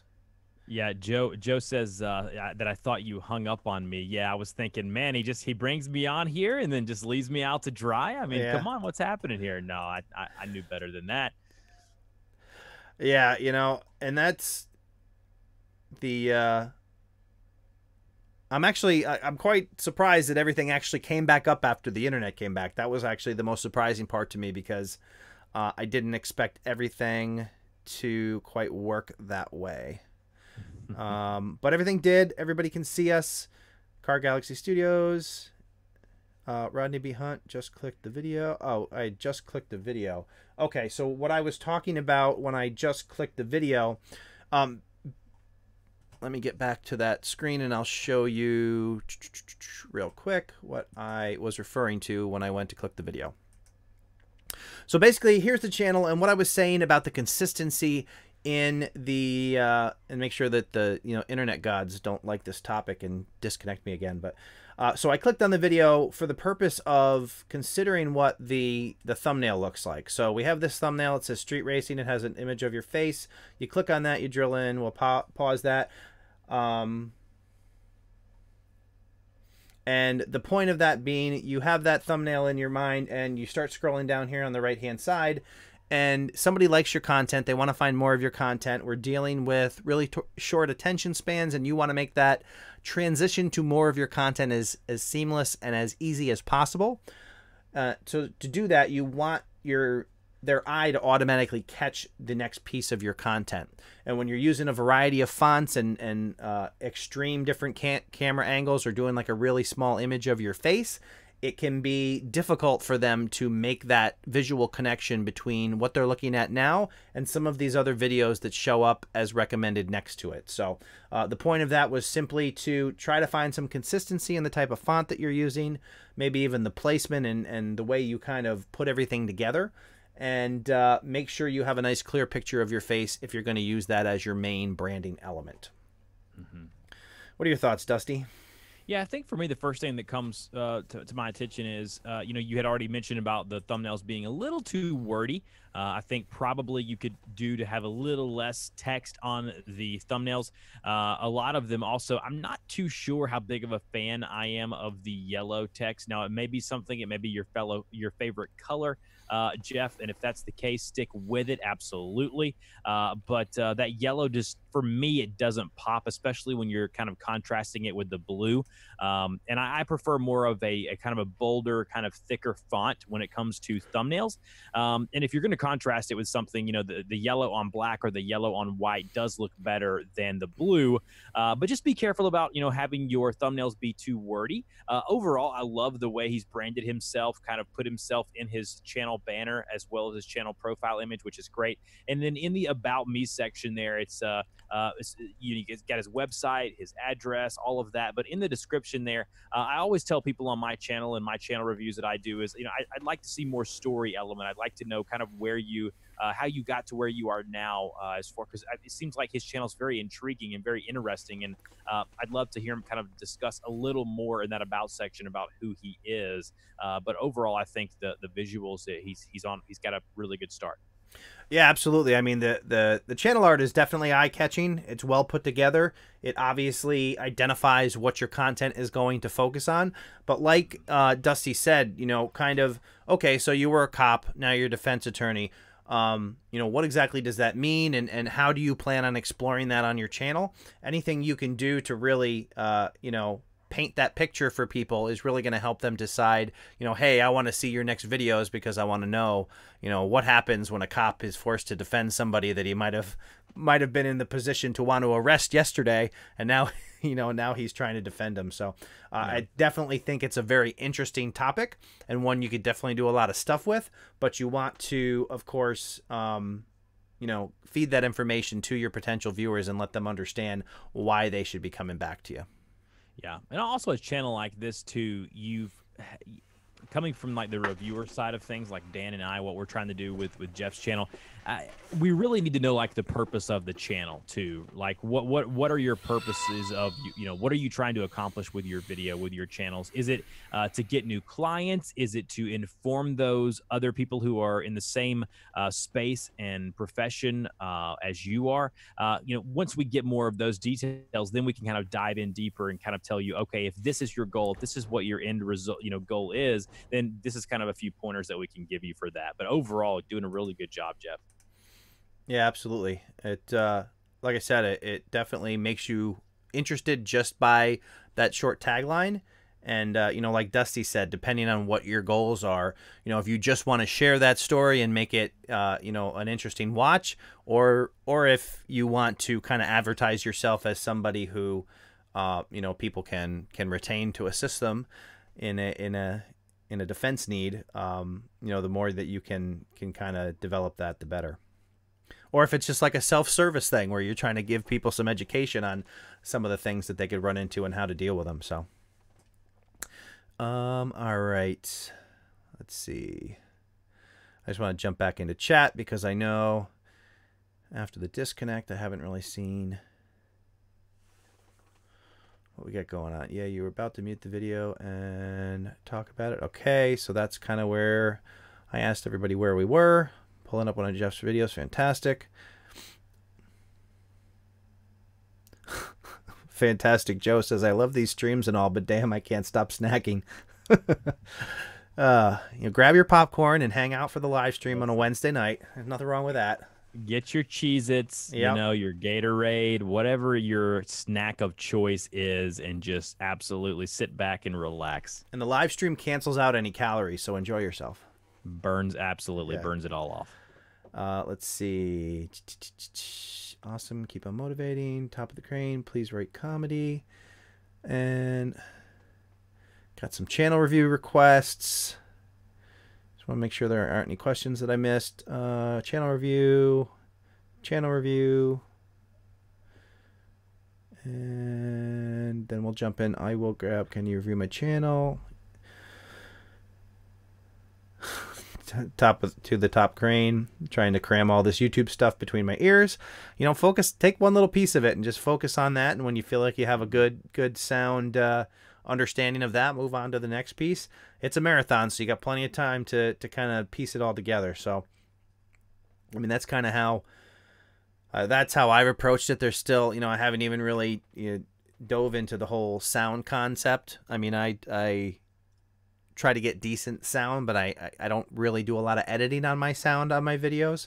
You know, I've done some tweaks to kind of make that better and record it better initially, but I'm sure there's a lot in that area that I can still explore. So, you know, and it's the same for everybody. You just try to find one little improvement, and then once you got that nailed, move on to the next one. So Richard in the USA, at Creative Fundamentals, at Dusty, I got a channel review about a month ago, made some changes and would like to follow up. Yeah, we'll definitely take a peek as well. It's 3:29 a.m. wherever Ricky Dove is, so he doesn't want to go, but he has to. You have a good night. Rodney B. Hunt, make a list. All right, so let me grab a random channel and we will pull it up and share some thoughts here. So I know I saw somebody who was asking a ton of questions, so I am going to pull up that channel here real quick, and then we will bring it up on the screen. And I will shoot that over. And where did it go? All right, let's pause. Okay, so all right, let's bring up this channel. This is Gamium Gamers. Let's take a look here.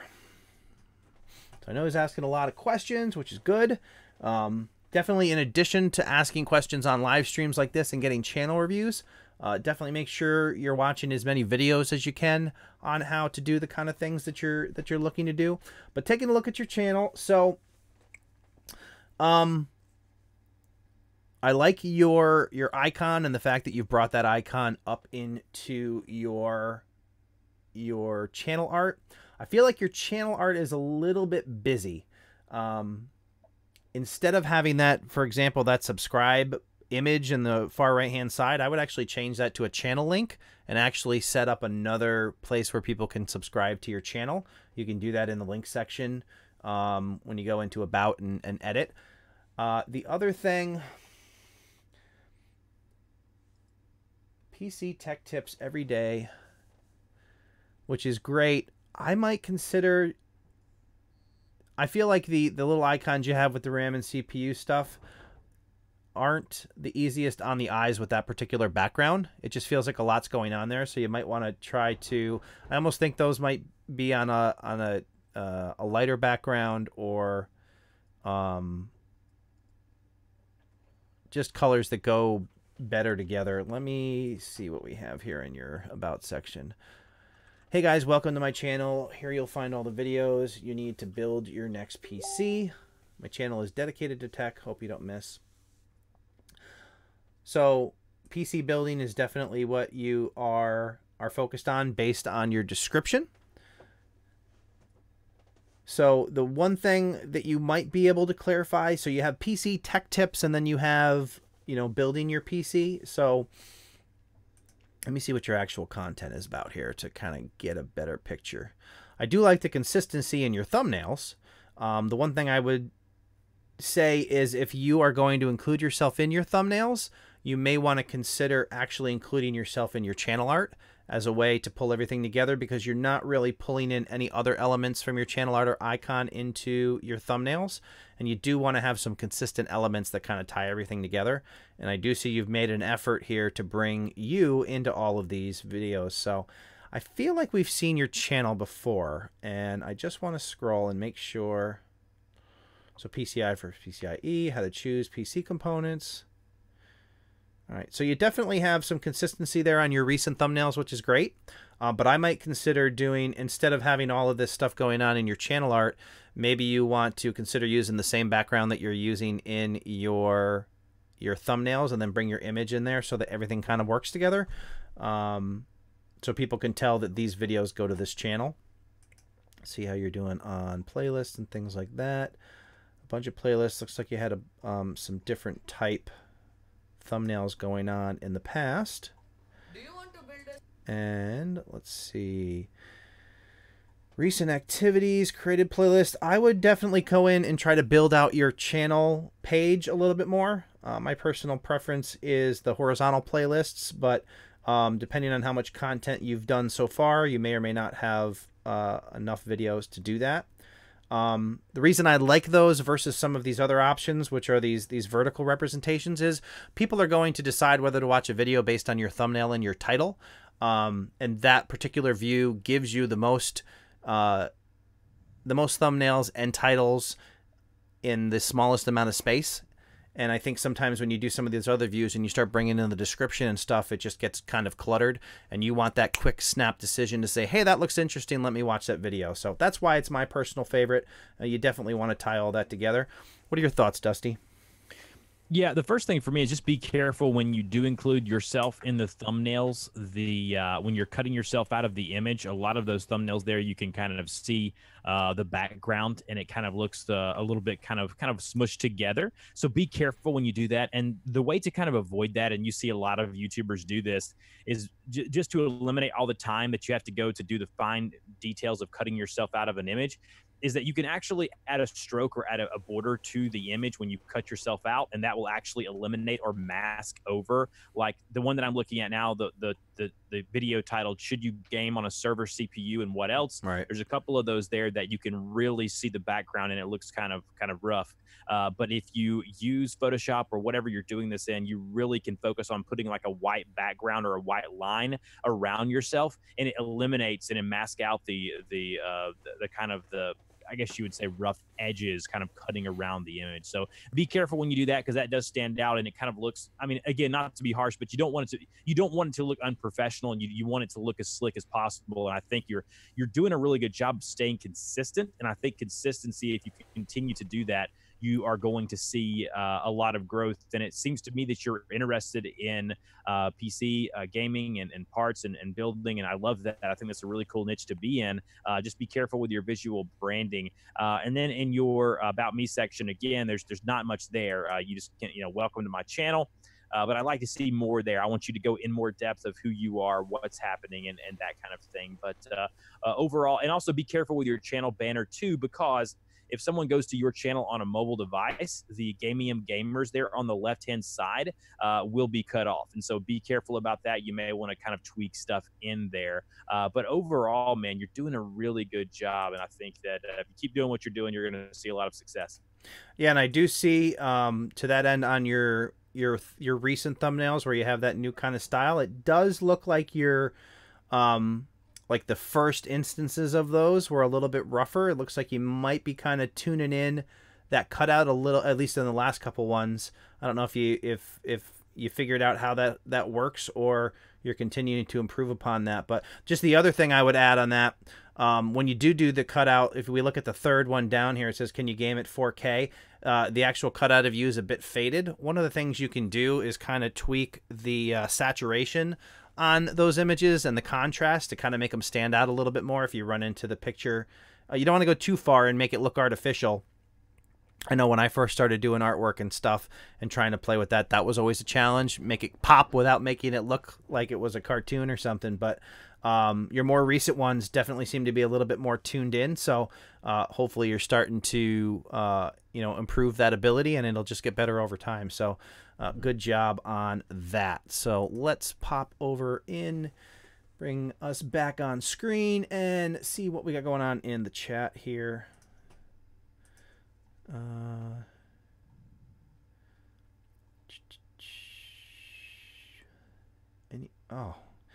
And for anybody who's watched my live streams before, you know one of my pet peeves is when you're starting to scroll down the chat.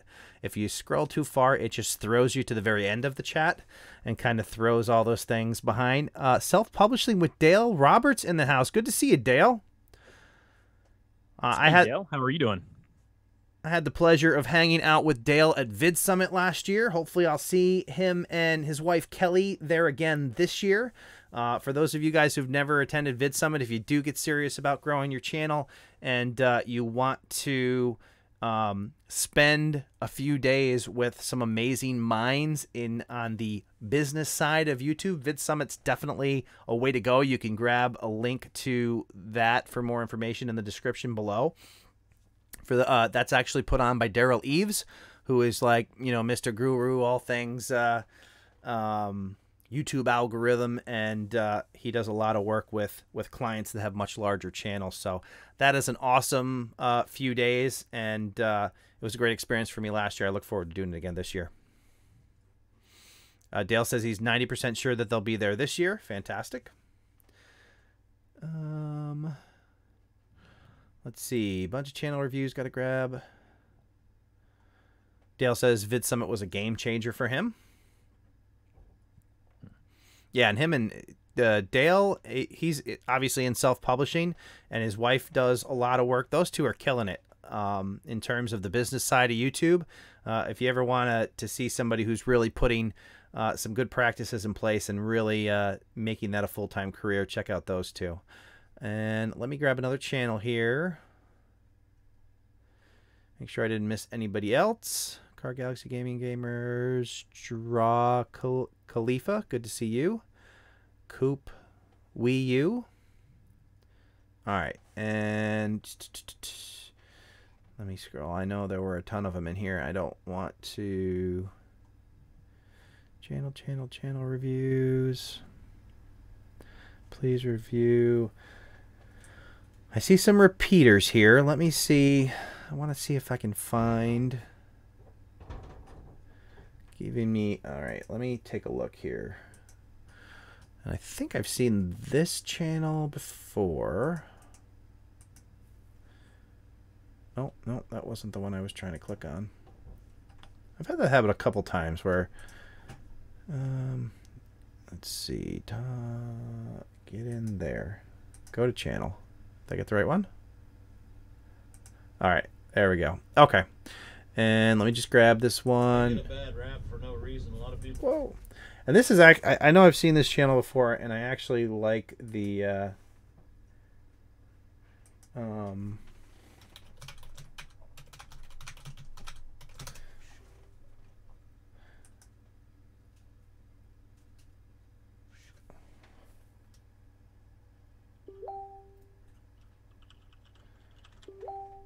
Okay, just going to bring up this one right here.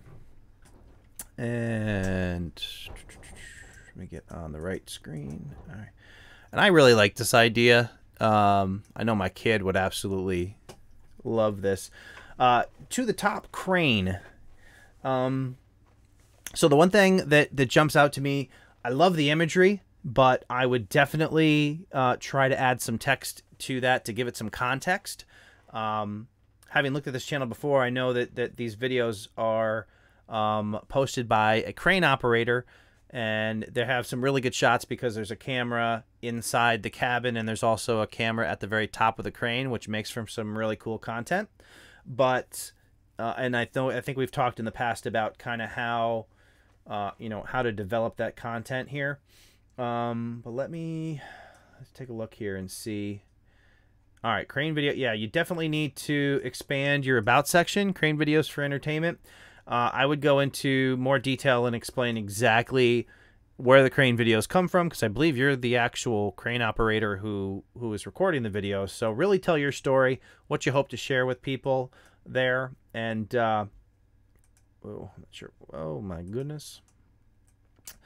Back one. All right. So one of the things that I've found, it's really hard to use red font effectively, especially with any kind of backgrounds. I mean, I see you have the attempt here where you've tried to do, the white outline to kind of set it apart. But very often red font gets muddy when it's small. So it's kind of hard to pull off. And especially when you have the varying colors in the background, it almost looks to me like you're doing screen captures and throwing some text over it. So as you continue to develop your channel, you might want to consider of giving rather than just grabbing. One of the problems with just grabbing screen prints is sometimes it's not always as clear as it could be. So I don't know if you have the opportunity to actually take an image to actually use as your thumbnail. But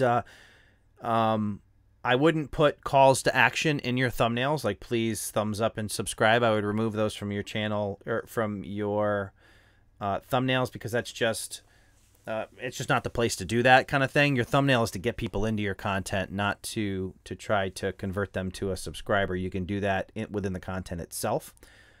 But I would consider trying to maybe even put like blocks or something behind this text, and also use consistent text. It's hard to tell whether you've just stretched some of this out, and there's definitely too much text. You want to reduce those words and kind of identify the core of what your video is about. I mean, you're consistent in the color scheme that you're using, but there's like no text up here. You need to kind of elaborate on, again, what you're doing there. And then this looks like a high picture from a crane, but it's hard to really relate those two together. And again, the concept of everything working together to identify your branding. So I'm sure Dusty's got to go here pretty soon, so I want to give him an opportunity to chime in on this particular channel. Let me know what his thoughts are. Yeah, with this one, when I look at it, Dan, I think the first thing that catches my eye is just the profile image and banner. Like when I come to the channel, I can tell it's a crane, but I'd like to see more. I'd like to see some type of unique text or logo about because I'm with you. This type of content that you're doing is unique and it's intriguing, and I'd love to see more of it. But I want to know more about what your channel is when I just come to it. Like right now, if I came to your channel and I saw the to the top crane, I would really have to dig deep into your channel to figure out what it's all about, right? And that's kind of my thought process. Is I'd like to see a little more of kind of what you're doing and a little more detail there into the image and the profile banner there. And then on your videos, I'm with Dan. They're red for me. I just wouldn't go with that. I'm not sure why people like to use the boxy fonts. For some reason, people are stuck on those, and it's not that I dislike it, but I'd like to see you use more of a kind of a bolder, kind of roundier font. It looks better when it's kind of zoomed in. And you got to think about it. Where are more people going to be watching your content? For the most part, it's going to be mobile devices. What looks the best on a mobile device? And what I do is I zoom out in Photoshop to the exact size that it's going to be on mobile and on desktop and see kind of how it looks. And that's kind of what I would do. And then your About Me section, crane videos for entertainment. I want to know why you're creating crane videos. What made you start doing that? Give me a story. Give me more about what you're doing, and it's going to give people a more reason to subscribe. Because right now, like if I go to one of his videos, and let's just say click on one of his videos here, I just don't see very many relative videos. I mean, he's got a bunch of them in search, but again, I just want to see more visual branding. But I just think the content is too good. Like, it's so unique. I'd like to see more from what he's doing. But overall, again, keep doing what you're doing. Keep creating the content consistently. Work on your visual branding a little bit. Your About Me section, I think you're going to see some good stuff. Absolutely. And hey, I just want to thank Dusty for coming and hanging out with us tonight. It's been an awesome time and a great opportunity for all of us to allow him to share his knowledge with us. And why don't you let everybody know where they can find you and your content? So for me, you can subscribe to my YouTube channel. Obviously, a lot of those videos may not be relevant to you, and that's fine, but I do live stream every Monday and Friday. If you would like to join me, I do similar to what Dan does here. I do channel reviews. I talk YouTube. Sometimes I even talk online business and podcasting because it's very much an interest to me. And I really would encourage you guys to go check out my podcast, not because it's my podcast or anything like that, but I really think the value of the YouTube Creators Hub show, which is my podcast, where I get to go on there and I get to interview creators, a unique and a different creator every week. It's just such an honor and such a great opportunity. And I think the value is there. And then Dan, for you, I just want to extend just to say thank you to be, open. You guys open your arms to me on this community. And you and I think, have started a really awesome friendship. I can't wait for the future of what you and I have in store. We've talked about some stuff that we, are not even going to announce here today. But I think the future is bright for, what we can do together. And thank you so much for the opportunity to come on your live stream. I'm hoping to get you on my live stream very soon. And Dan, thank you so much. And guys in the chat, thank you. And keep supporting Dan and what he's doing. It's awesome stuff. And really appreciate it, guys. Hey, it's been great to have you, Dusty, and hopefully we'll have you on again. That's what I hope.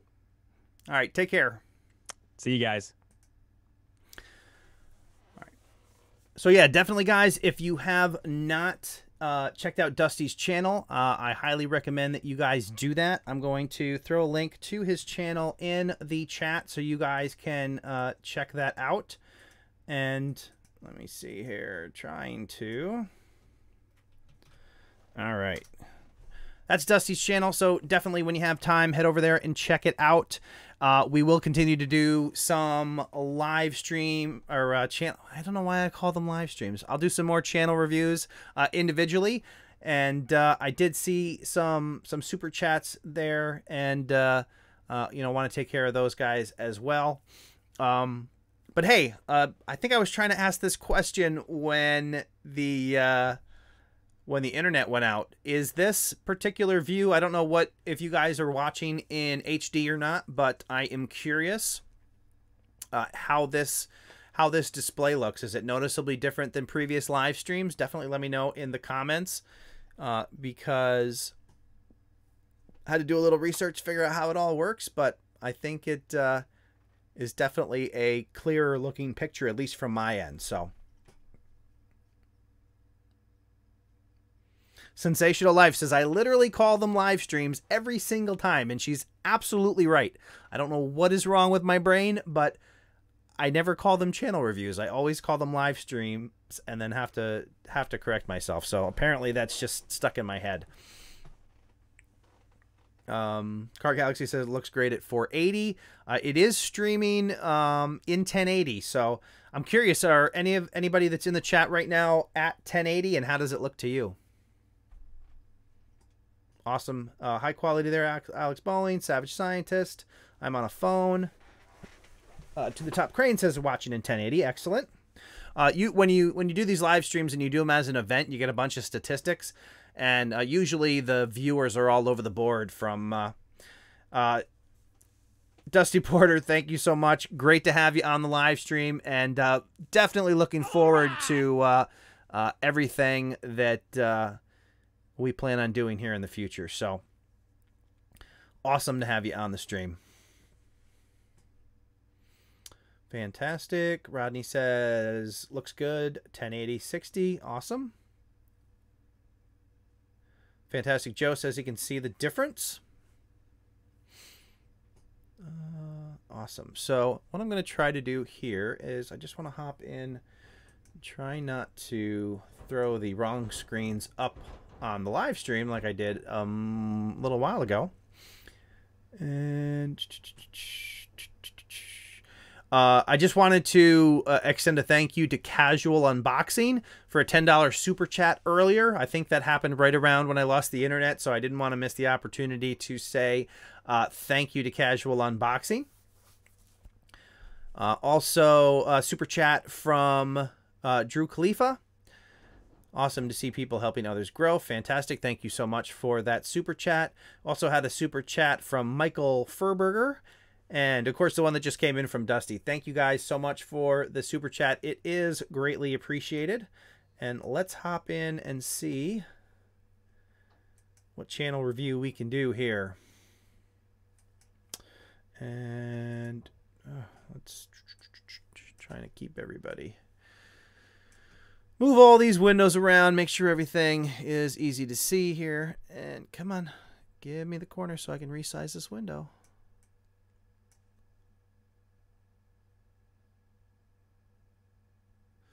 Wow, that's like really hard to do. All right, then. Strange. All right. Doug Hewson, as always, moderator extraordinaire, is holding down the fort. And just going to hop in here and say...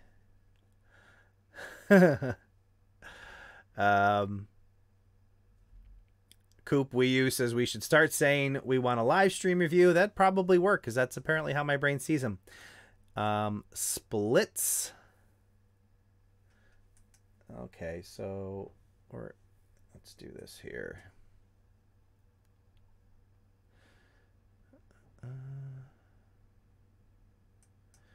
Trying to pull up a channel, see what we got going on.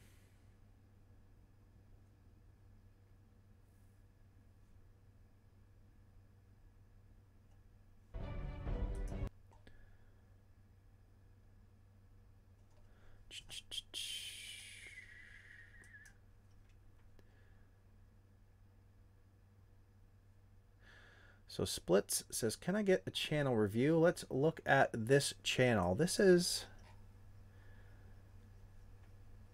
let's see. That isn't,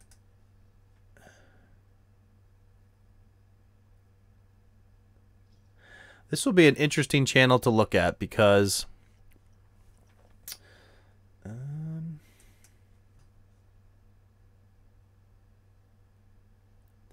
I'm very curious about how this channel, so this is obviously this is a channel that has 136,000 subscribers. Can't really tell what the channel, well, it has a very, the channel art has a very subtle reference. I believe those are PlayStation icons. Let me see what we got here. The PlayStation Master.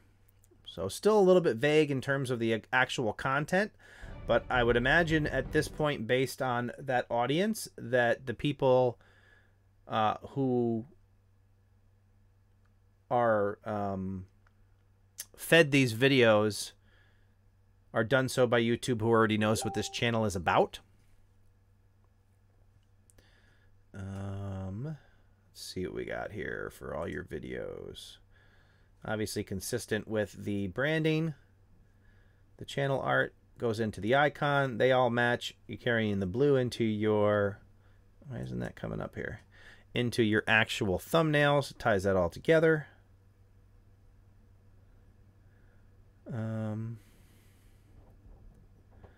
Definitely seems to be all PlayStation content. How to use any wireless headphones. So one of the looking at the worst PS4 games.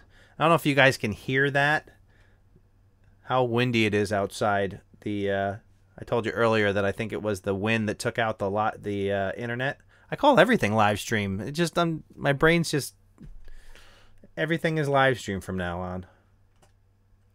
It's funny, when I was a little kid, there used to be this horror show that they used to have on weekly, and one of the shows was where the English language gradually changed to different words meaning different things, and there was like one person in the entire show who didn't understand what everybody was talking about.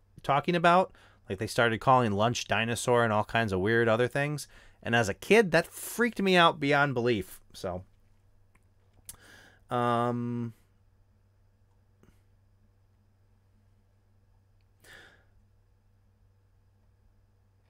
so in this case, we have a channel that's obviously established itself as a PS4 or PlayStation resource, and YouTube knows that, so it feeds this content out to people who are interested in that.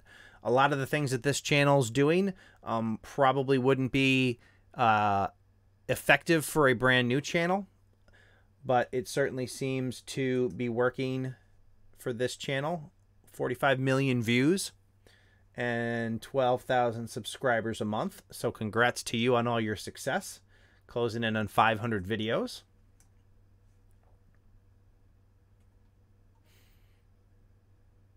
But there's probably not a whole lot to offer to this channel. I'm just curious. I want to see what your variations here. 73. I want to look at your most popular videos. But anyway, there's like a carport outside my house, and the wind sounds like it's trying to tear it to pieces out there. So you might be able to hear that in the background. Banned from PS4. Speedrun. Me getting banned on PS4. Can you beat my record? So definitely PS4 related content.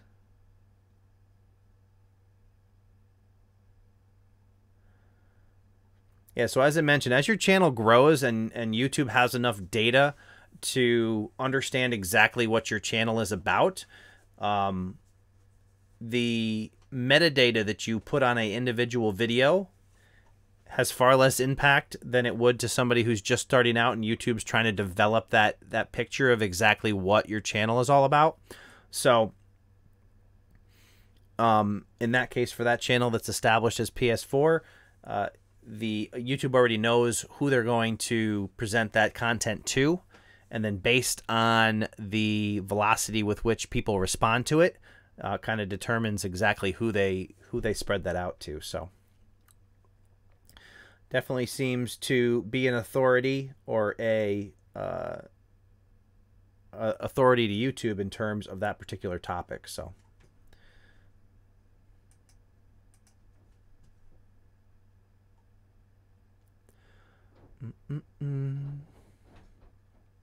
Savage Scientist, subscribe to Dusty Porter. Awesome. Brad Davis, first time here, but how do channel reviews work? The way I do it now is I just randomly pick some channels out of the chat. Last live stream, I officially separated. I was providing priority to Super Chat, but I wanted to give everybody a fair shot at that. You know, and I recognize not everybody is in a position to make contributions to help the channel, but we're still looking for feedback. So I wanted to kind of separate those two. I opened it up. I did every single person who requested one last live stream, but it was 26 channel reviews, and that got a bit long. And I kind of paid the price on that after the live stream. My throat was super dry and not something I want to do on a regular basis with those. So kind of have a conversation here and go in here and grab some channels on occasion. Also, if you have any questions, any specific questions on how to grow your channel or other YouTube related stuff, just let me know in here while I'm looking for channels to review. Let me pull up.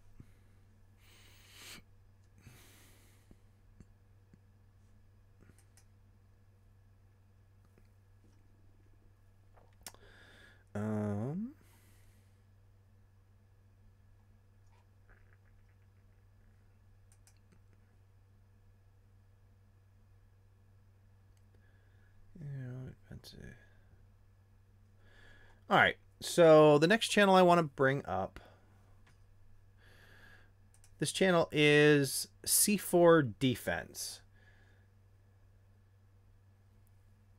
which I am assuming by the header is gun related. We head into the about section. C4 Defense is out to bring a down-to-earth approach to concealed carry, home defense, and basic firearms training. Please subscribe so we can keep bringing you free weekly gun and gear reviews, as well as free training videos shot here in beautiful Western North Carolina. If you've got the ability, you've got the responsibility. All right. All right, here goes nothing. So, let's see here. I'll pull up your videos and see how this. So, a little bit of a disconnect between your icon, the way you're doing your C4 here, and how you've presented it in your channel art. I would try to find some consistency between those two. If I can get your videos to pop up here, I can see which direction you're taking that. So if this is going to be your branding element, then I would probably want that to somehow be referenced in your channel art. I can't tell if there's words, like if that says C4 and that says defense, but it's way too small to see. You know, so that's certainly something to consider. Also, I would probably consider going in a different, like I said, that red font is really hard to get to look right. I would almost be inclined, like if you had white font or something on that black background, it would probably show up a lot stronger than this. It kind of gets muddied, especially with the serifed font, which is the little feet at the end of all the letters.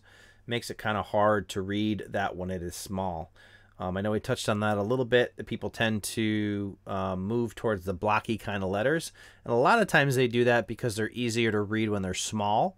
It's not that you have to always use those, but you want to make sure that if you choose something fancier or more intricate, that like, you know, I don't know if this is Times New Roman or those types of serifed fonts.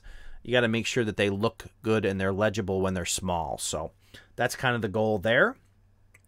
And Q&A, the other thing that I saw in here that I want to show you, and I don't know if you have taken this in the future ones or the recent ones you did, but definitely want to keep your font out of the lower right hand corner so it doesn't get obscured by the timestamp.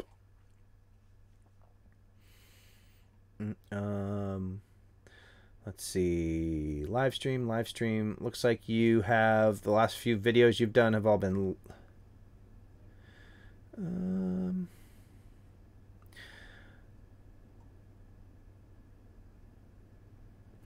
so one of the things that I would suggest in terms of consistency, so I see you have a bunch of videos that you did, and then you went a month ago, your last few videos were all live streams. Live streams are great, but I would try not to only do live streams. I would try to mix in.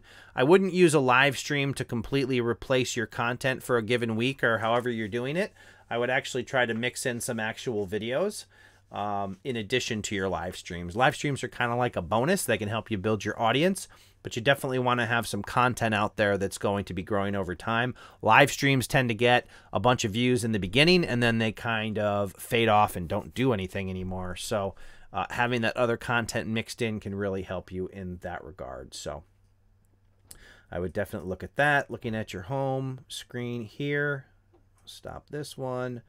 Instead of these recent activities recently added, I would actually, instead of having a list of playlists, I would actually select playlist, single horizontal playlist, and get those displayed here instead of these other things that are kind of defaulted by YouTube. So get everything grouped into playlists. I wanted to click on playlists and see what we have going on there. We have live streams, gear reviews, and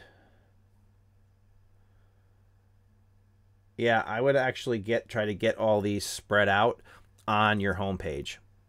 And you can also use those You can also use your playlists as a guide on what kind of content to make next.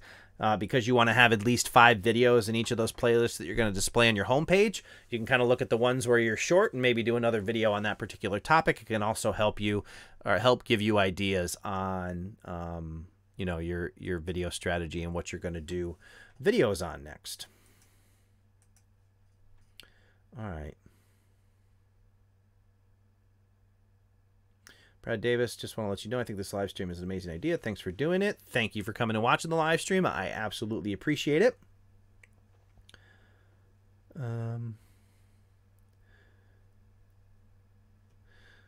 Rich in the USA, defend the Second Amendment.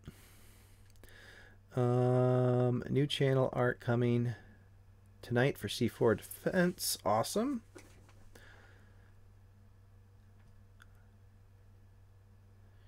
Few words. Yeah. C4 Defense. Awesome. What's the best way to do a welcome message or video? Ask. So if you're talking about like a channel trailer, I mean, there's no specific way or best way other than trying to communicate to the people who are visiting your channel for the first time exactly what to expect on your channel. Depending on the type of content you have, that can be simply explaining it to them, or you can kind of do like a mashup of some, you know, some cuts of some videos that kind of illustrate what your channel's about. But, I mean, it's going to be a little bit different for everybody, but the goal is kind of to give your pitch in a short amount of time. I wouldn't make it too long, maybe a couple minutes, and try to get to the point of explaining exactly what your channel's about.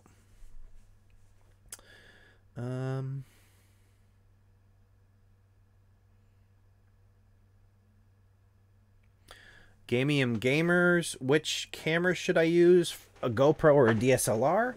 I guess that kind of depends on the type of content that you're making. As a gaming channel, yeah, I don't know. If you're filming yourself, I would probably go with a DSLR over a GoPro. I mean, GoPros have a very specific purpose of being durable action type cameras, and I would think that the DSLR would be more suited to a studio type environment where you're actually making content that way.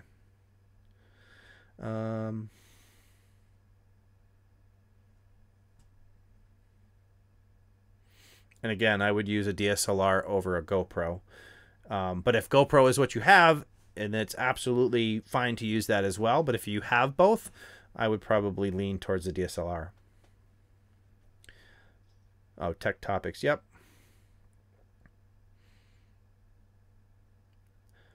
Let me scroll through. What's the best way to do? I covered that one.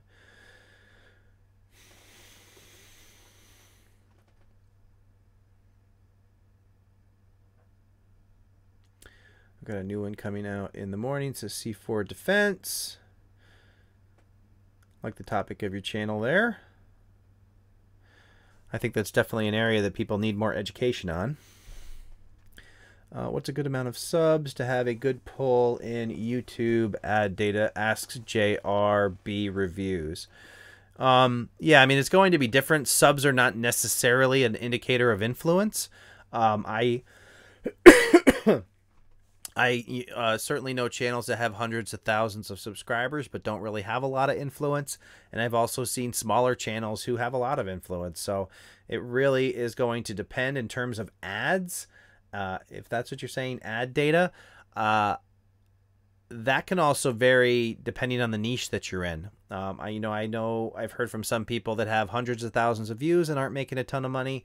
And I've also seen channels that had a much smaller channel but had much higher ad rates based on the particular niche that they were in.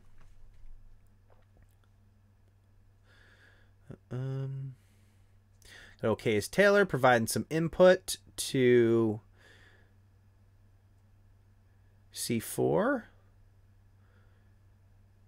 You should definitely check out OK is Taylor's banner. She had artwork commissioned on her channel. It's really cool looking. Sans serif.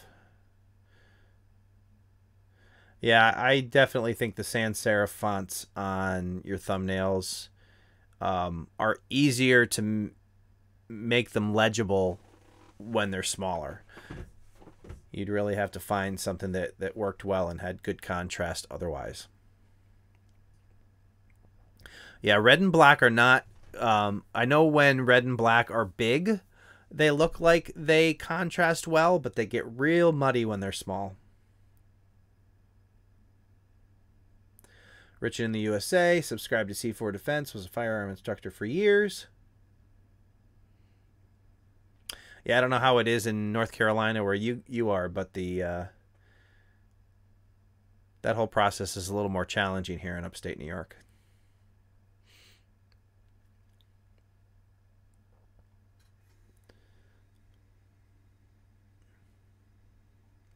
Just scrolling through the chat, make sure I didn't miss anybody. Let me take a peek at this channel here. And again, I am looking at channels and trying to find... obviously, we want a channel that's going to bring the most value to everybody, including that channel. So if you are just starting out with your channel, I would definitely recommend watching a lot of videos and trying to implement what you see in those videos prior to actually getting a channel review. I think it's much more valuable if you implement things and then try to get some feedback on a channel review in terms of what or how you implemented them and what you can do to tweak them. But you know, I talk about things, a lot of the common things on the channel reviews is the whole branding concept and the unity between all of your you know, your channel art and your icon and your thumbnails. You want those all to look like they go together. So that is let me look here.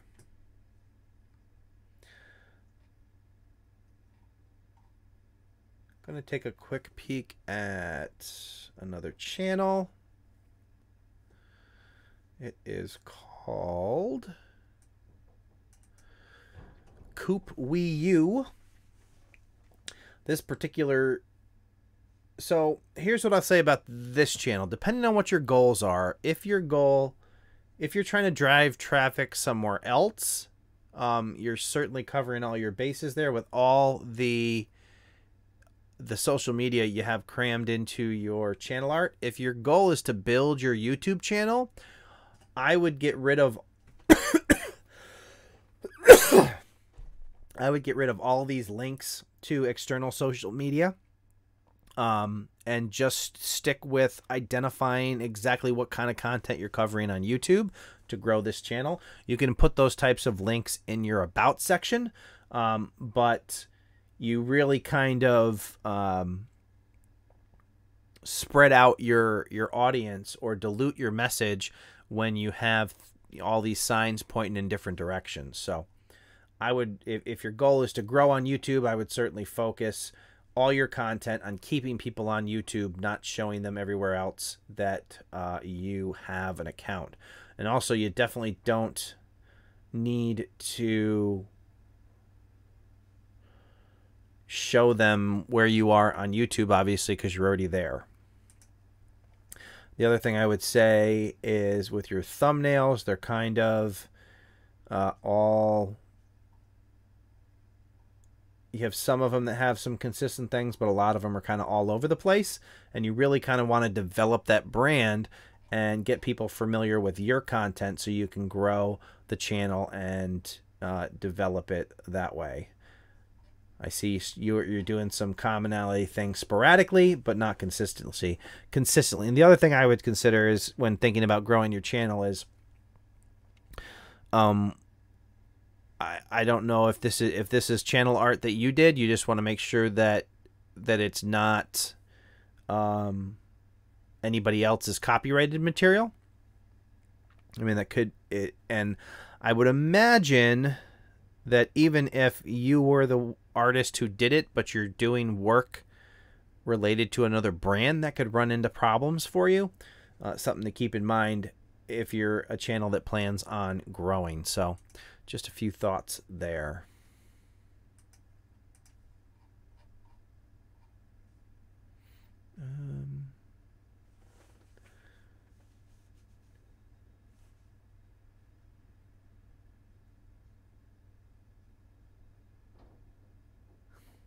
Okay, as Taylor says she can count on Doug Houston for rapid news about YouTube policy changes. Absolutely, definitely go check out Doug Houston's channel. He covers YouTube and related content.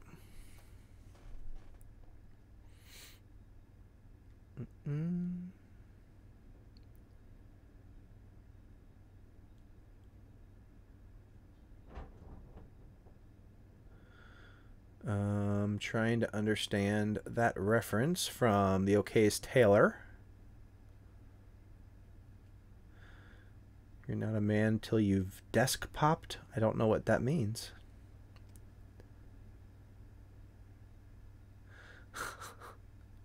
OK's Taylor doing her best Nintendo impression. And I'm reading the chat backwards if these things sound out of order.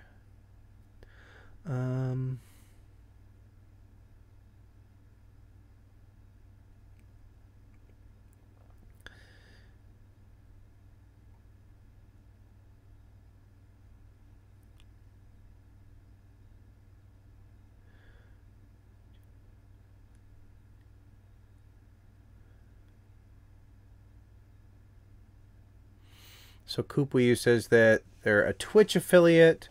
Yeah, I mean, if you're trying to expand your brand, I would definitely try to focus your YouTube channel on YouTube and not try to send people over to Twitch. But that's ultimately up to you. If you've achieved the level of success on Twitch and you're trying to branch out.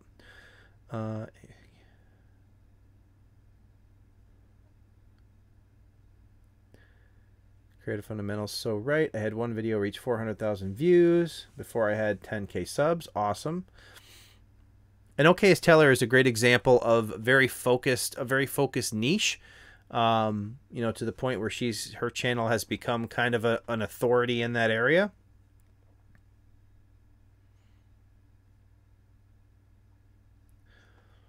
Do live streams, but not enough. Got some talk about metal detectors. I'm sure my brother is a metal detector. He would love those channels that focus on metal detector. Gaming gamers took off. Good. I have to have breakfast. Obviously, you're on the other side of the world here from me.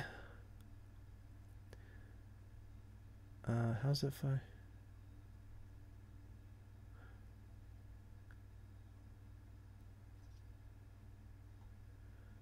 How's that 5-user premium? I have no idea what that means. And C4 Defense uses an iPhone 10, GoPro 6, and HD Logitech webcam.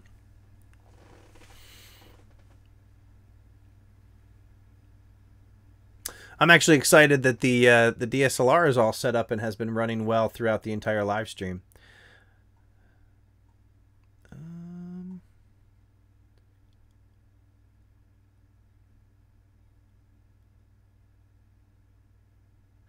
TubeBuddy Live Stream.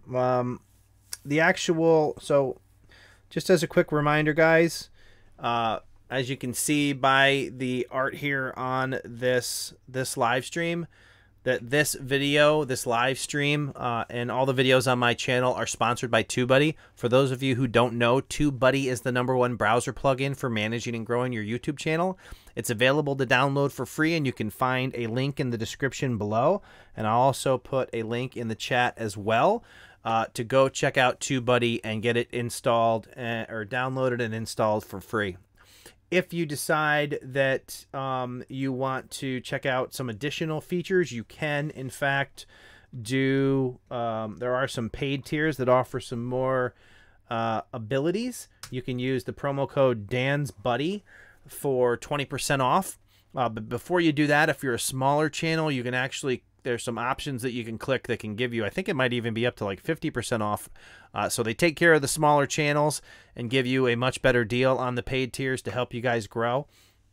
But definitely worth checking that out. So Harley Pedley, I assume you're screen capturing the HDMI output from the DSLR. Is that 1080 or 720 output?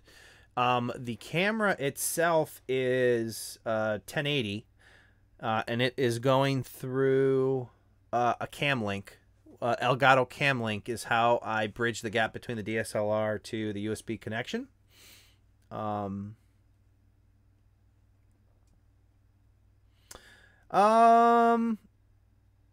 Honestly, Harley, you could be right. I honestly didn't look into that. It wasn't that important to me at the time. So it's very possible. I would probably have to look that up and see. I know the camera records in 1080. It may only output at 720. I'm honestly not sure. Let's see.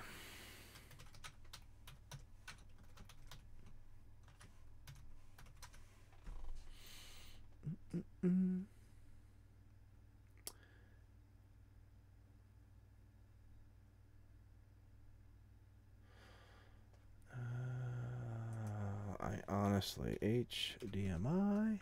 Is that your understanding for all Canons or this particular Canon? HDMI.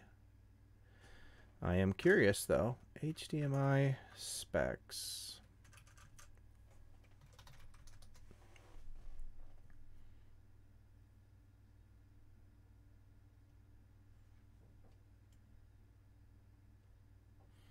Yeah, I honestly have not seen a something that separates those, but I can't say that I've honestly looked for it. I don't know that too many people are going to really see the difference on a live stream between 720 and 1080, but it would be interesting. That is something that I'll have to check out and see if it maxes out at 720.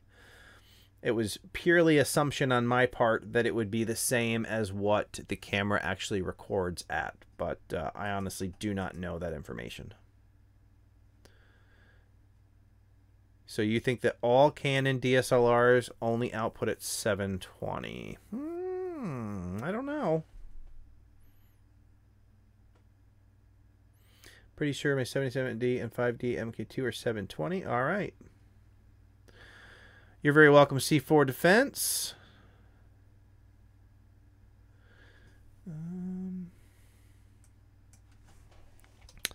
Let's see here. Amazon. We will grab another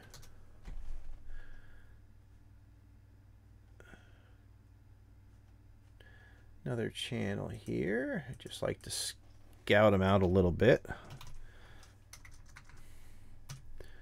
before I pop them up on the screen.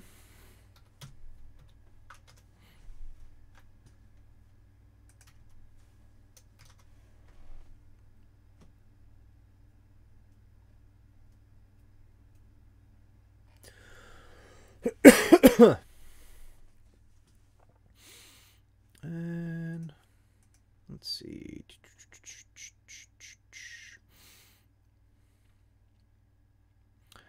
Yeah, Harley. So that's probably a good bet if those cameras are only 720. I would imagine the T7i is as well. But that's good to know. I was just thrilled that I actually got it to work in the short amount of time that I had to set it up. So I will take a decent looking video over that. All right, and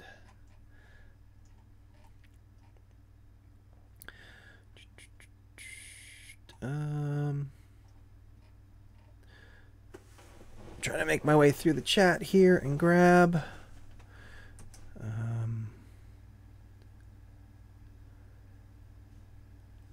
See this one.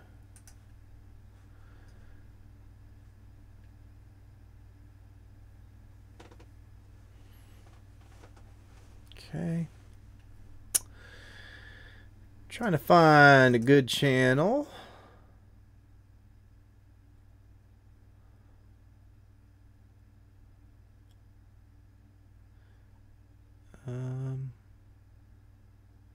Where'd it go? All right, so I feel like I've looked at this channel before. So I am, all right, here.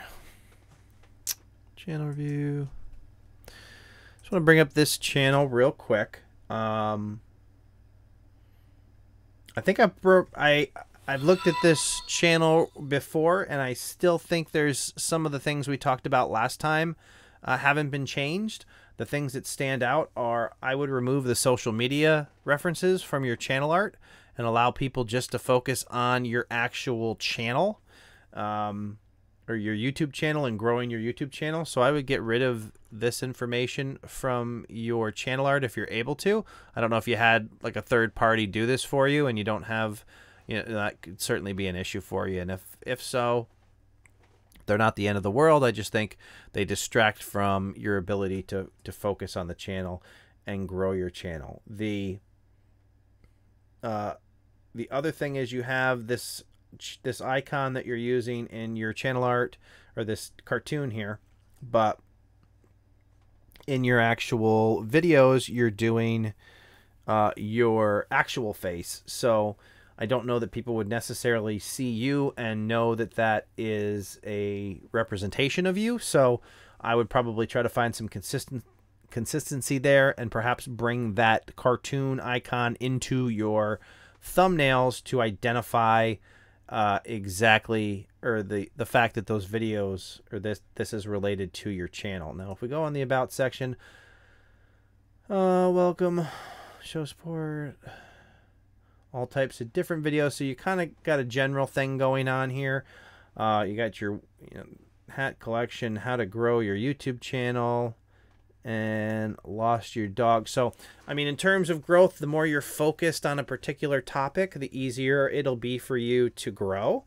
You can, you know, post more generalized topics, but it is going to be a much longer, slower trek for you to actually grow your channel. So try to decide if your focus is on growth, what it is you want to do content wise. If you just want to do a vlog style channel, you can focus on that as well. Just recognize that those do take a little bit longer to grow than some of the other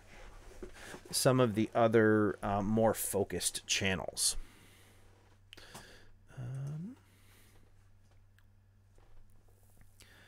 Alrighty here.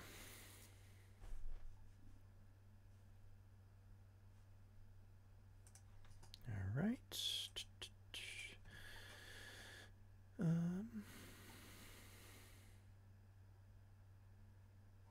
Trying to catch up on the chat, make sure I'm not missing any questions. And we're scrolling.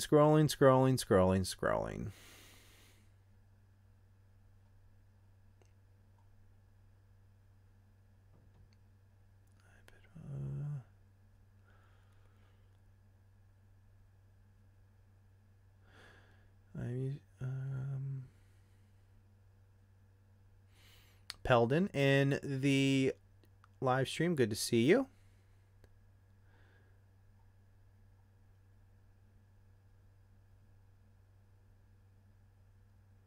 Harley Pebley, I needed to look it up. Desk pop, the act of firing your weapon into the air while sitting at your desk.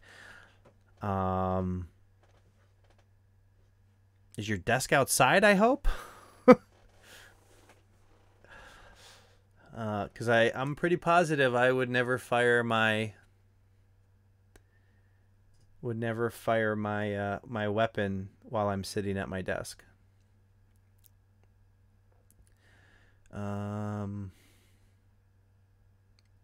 So somebody said, let's see here. I was looking for the mention of the TubeBuddy live stream, and it's on their YouTube channel. That's their YouTube channel. It's just youtube.com/TubeBuddy. So you can definitely check that out. Brad Davis, Desk Pop is a movie reference to the other guys.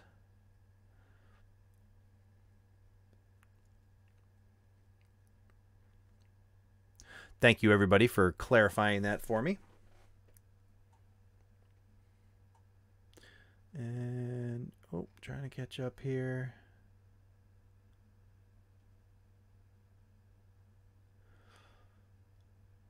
Okay, it's Taylor. I love the LED lights above your subscribe.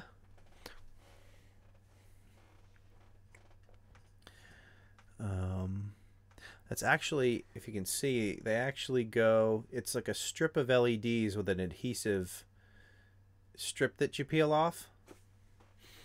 And the pillow, if you can tell, to ruin the magic, the pillow is actually hiding the rest of the cord that they're plugged into. As much as it can.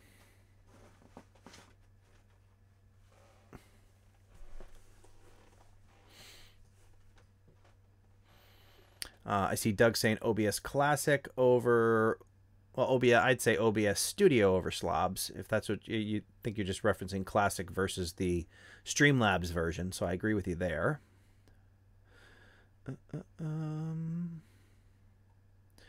And scrolling.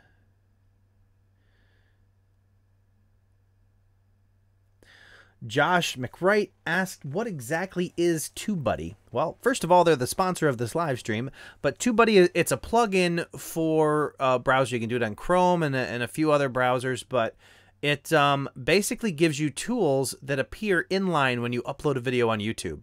So to do keyword research and things like that, the tools themselves appear on the upload screen. So you'll see like your area where you would enter keyword phrases, and then below that you will have all the TubeBuddy tools appear, which they give you suggestions on how to do, what keyword phrases to use and all kinds of other features. So it is available to download for free. There's a link in the description below. Again, I'll give you guys the link in the chat as well. But definitely check it out if you haven't done so yet, because it doesn't cost you anything to try it out. And yes, it is free. And would that not send? Or am I not at the bottom of the thing here? I don't know if I just sent that twice or it's not actually sending. Let me take a peek.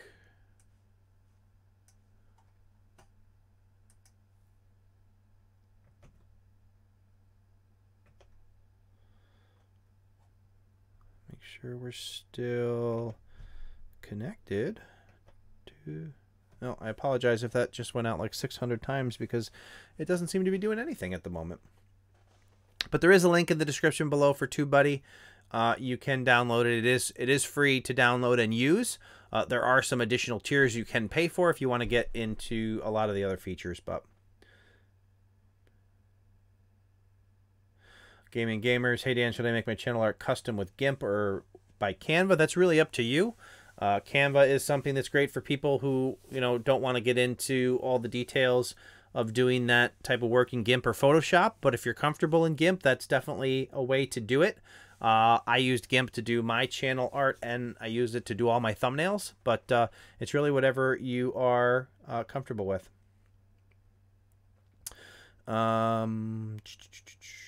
Best editing software. JB Reviews asks Doug Hewson.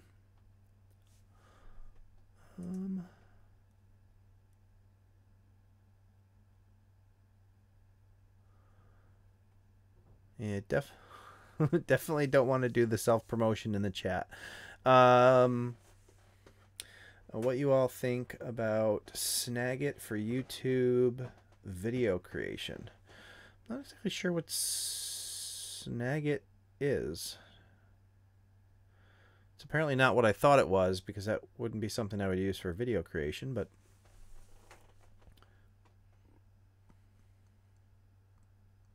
yeah, DaVinci Resolve looks like a great free software to use. I haven't actually seen HitFilm, and I use Premiere Pro for actual video editing. Yeah, DaVinci Resolve definitely seems like something that has a ton of features. Unfortunately, when I tried to use DaVinci Resolve the first time, it wouldn't work on my PC. There was some kind of conflict that I couldn't resolve. Also, if you're looking for a cheap editing software, I used to use, and I still use occasionally, Filmora. I think it costs like $60 one time for like a lifetime license on it. That's one to check out as well. Beanie is still in the stream. I'm not sure how you're still awake. It's got to be well, between you and Doug.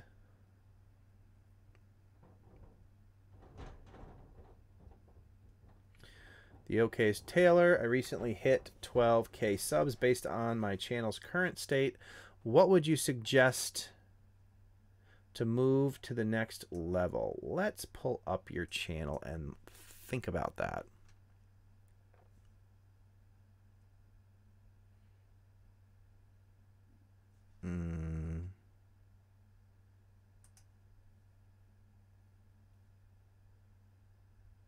Wow, that seemed a little bit slow. All right, so let's take a look at the okayest Taylor. And that was the channel art that I was mentioning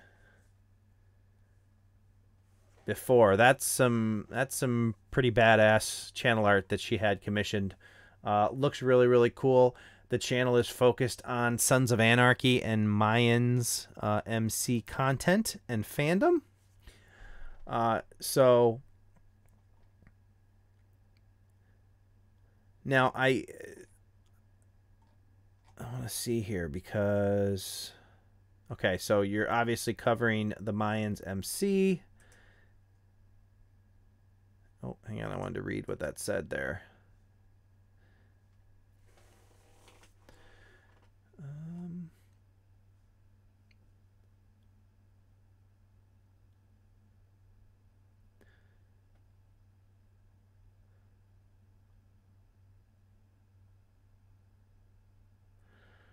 So you obviously have the Mayans MC coming. I think the previous content that you did with Sons of Anarchy, because I assume that's run its course, correct?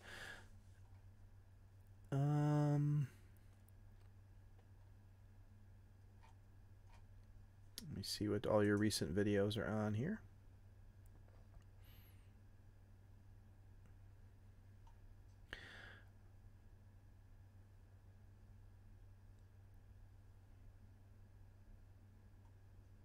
I see you got your little icon here that you're bringing in to identify your content.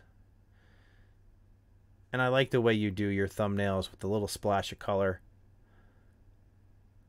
The one-niners explained. I don't know what that is.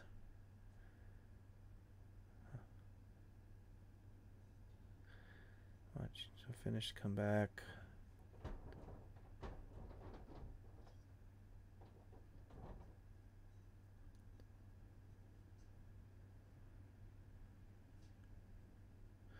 So you kept everybody up to speed on the IAMS MC series. It looks like that's coming later this year. So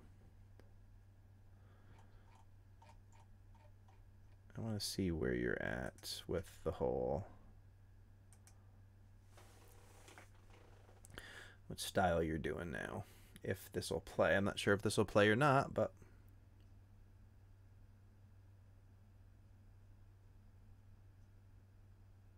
of a supposed confirmed First Nine prequel and Sons of Anarchy sequel. My channel apps videos of the whole process. So if you are interested in getting a behind the scenes look into how my banner was created, I will put the links to. I won't spoil too much. So moving on to produce a First Nine prequel. Is for the original podcast in order to give you guys an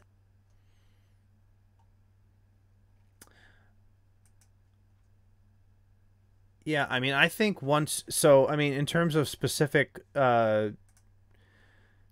what to do to kind of keep going on your channel, I think the fact that you have that series coming up is going to be huge for you because you've developed a strong following and you have great traffic going. Congrats on getting to 1 million views. That's awesome. But I think if you, you keep covering this content until those hit, and then you focus on, you know, the hype of each actual episode, I think that will continue to grow upon what you've done so far.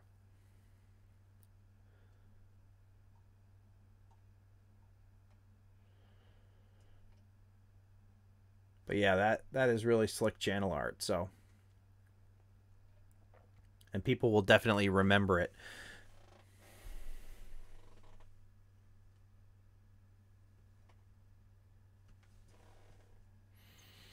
But yeah, if you're able to do, you know, build up the hype between now and when that series starts, you got here, it says late summer or early fall of this year.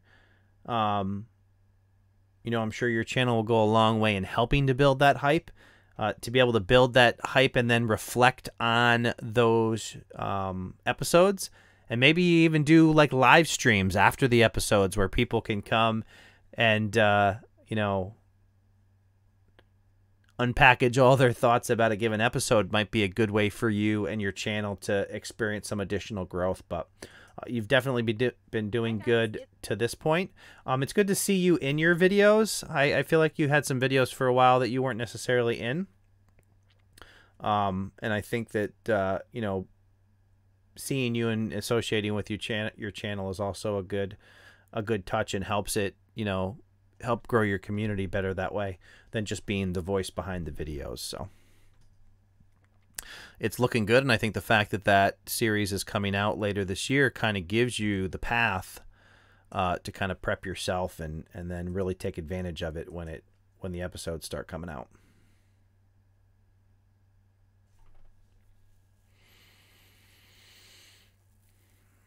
Yeah, she has a really cool channel and really nice artwork. And I honestly I didn't watch either, or I was never a Sons of Anarchy guy. Not because I probably would have enjoyed it, but I just never got into the series. I don't really... It's probably been a few years since I've been able to really tune in on a series and watch it when it came out. But even without being... you know, being a follower of that show, her channel really stands out. It's a very, very slick looking channel.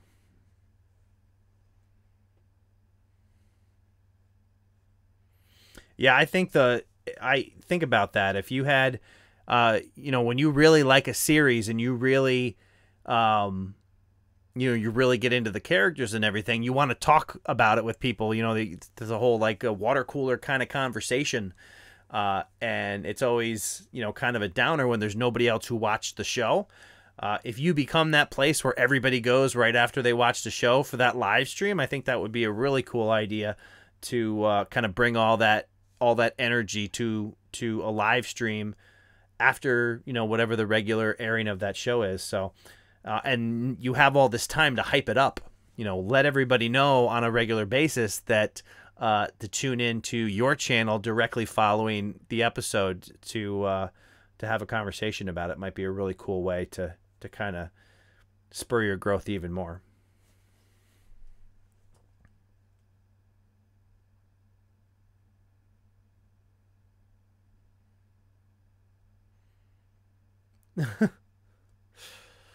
Origin says, small suggestion, you need to do a promotion and give a coupon for saving money on pizza so people can eat pizza during your show.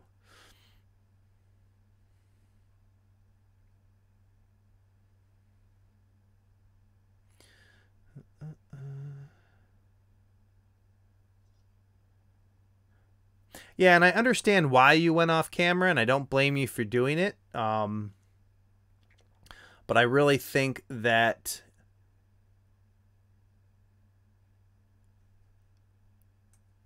you just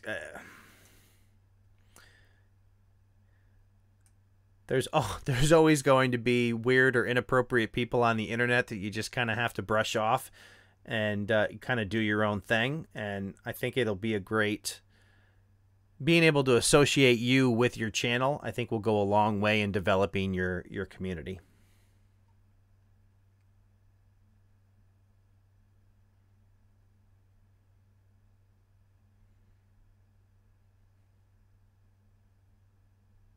Gaming Gamer, should I spend money in Google AdWords? If you're talking about to grow your channel, I would say no.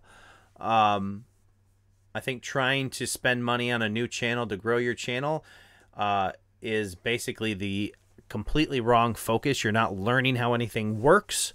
All of that attention that you may be able to buy, first of all, will probably be expensive for you, and second of all, it's not going to it's not going to last. It's not going to grow a community, and the views you tend to get on paid promotion are a lot lower quality than you get from organic growth. So I would say no to trying to buy advertising to grow a small channel.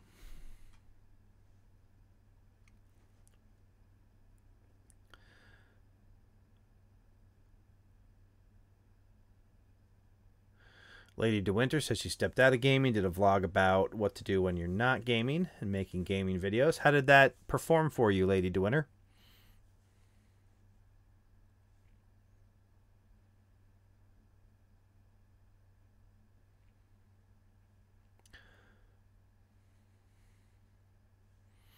Peldon's working on developing a brand.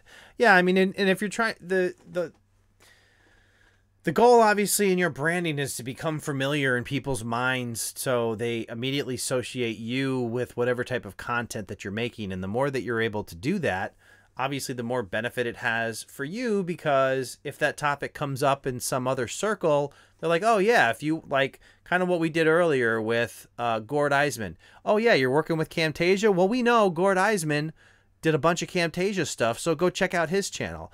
That's kind of what you're trying to build. You're trying to build a familiarity between yourself and your image and the content that you're covering, so you kind of become, call it an expert or just somebody who is commonly known associated with that topic. And you do that by reinforcing this same type of imagery and value and, allowing people to immediately think of you when that topic comes up. Okay, as Taylor got to head out and play some video games with the husband. Enjoy, Taylor. Looking forward to seeing if you do the live streams after the series. I think that would be a really cool thing to do. So I'd love to hear from you if you do end up doing that. That should be pretty cool. I can imagine everybody's tired at this point. It is 11:40 at night Eastern time here. I think we're going to wrap this show up for tonight. I want to thank everybody so much for coming and hanging out.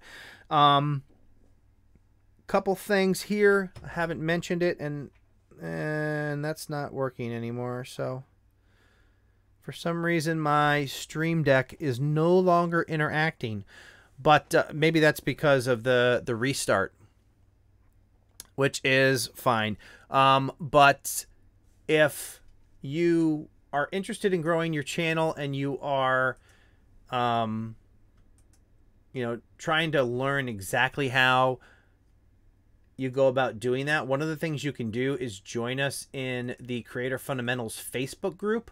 I'm going to throw you guys a link in the chat here, and unfortunately I can't do it straight from the Stream Deck because there's some type of problem. But that is the Facebook group. Definitely head over there. And also, one of the things I've been doing in recent streams is popping over to Discord for a little chat session following all the live streams. So if you haven't joined the Creator Fundamentals Discord, I highly recommend that you stop over for a moment and join and say hello following the live stream. I'm going to grab you guys a link to the live stream after party channel over there and make that link to never expire. Copy that. I'm going to throw that in the chat for you. So definitely come over, just chime in, join the Discord, say hello, and join the community over there. There's, we talk about all things YouTube, tech. There's a place to share your channel with everybody. So definitely pop over after the live stream and at least say hello. So I appreciate seeing you guys all over there and joining that conversation as well. I did put that link in the description. I see Doug saying the after party starts right now, so definitely follow that link, and I will make sure. Let's see here.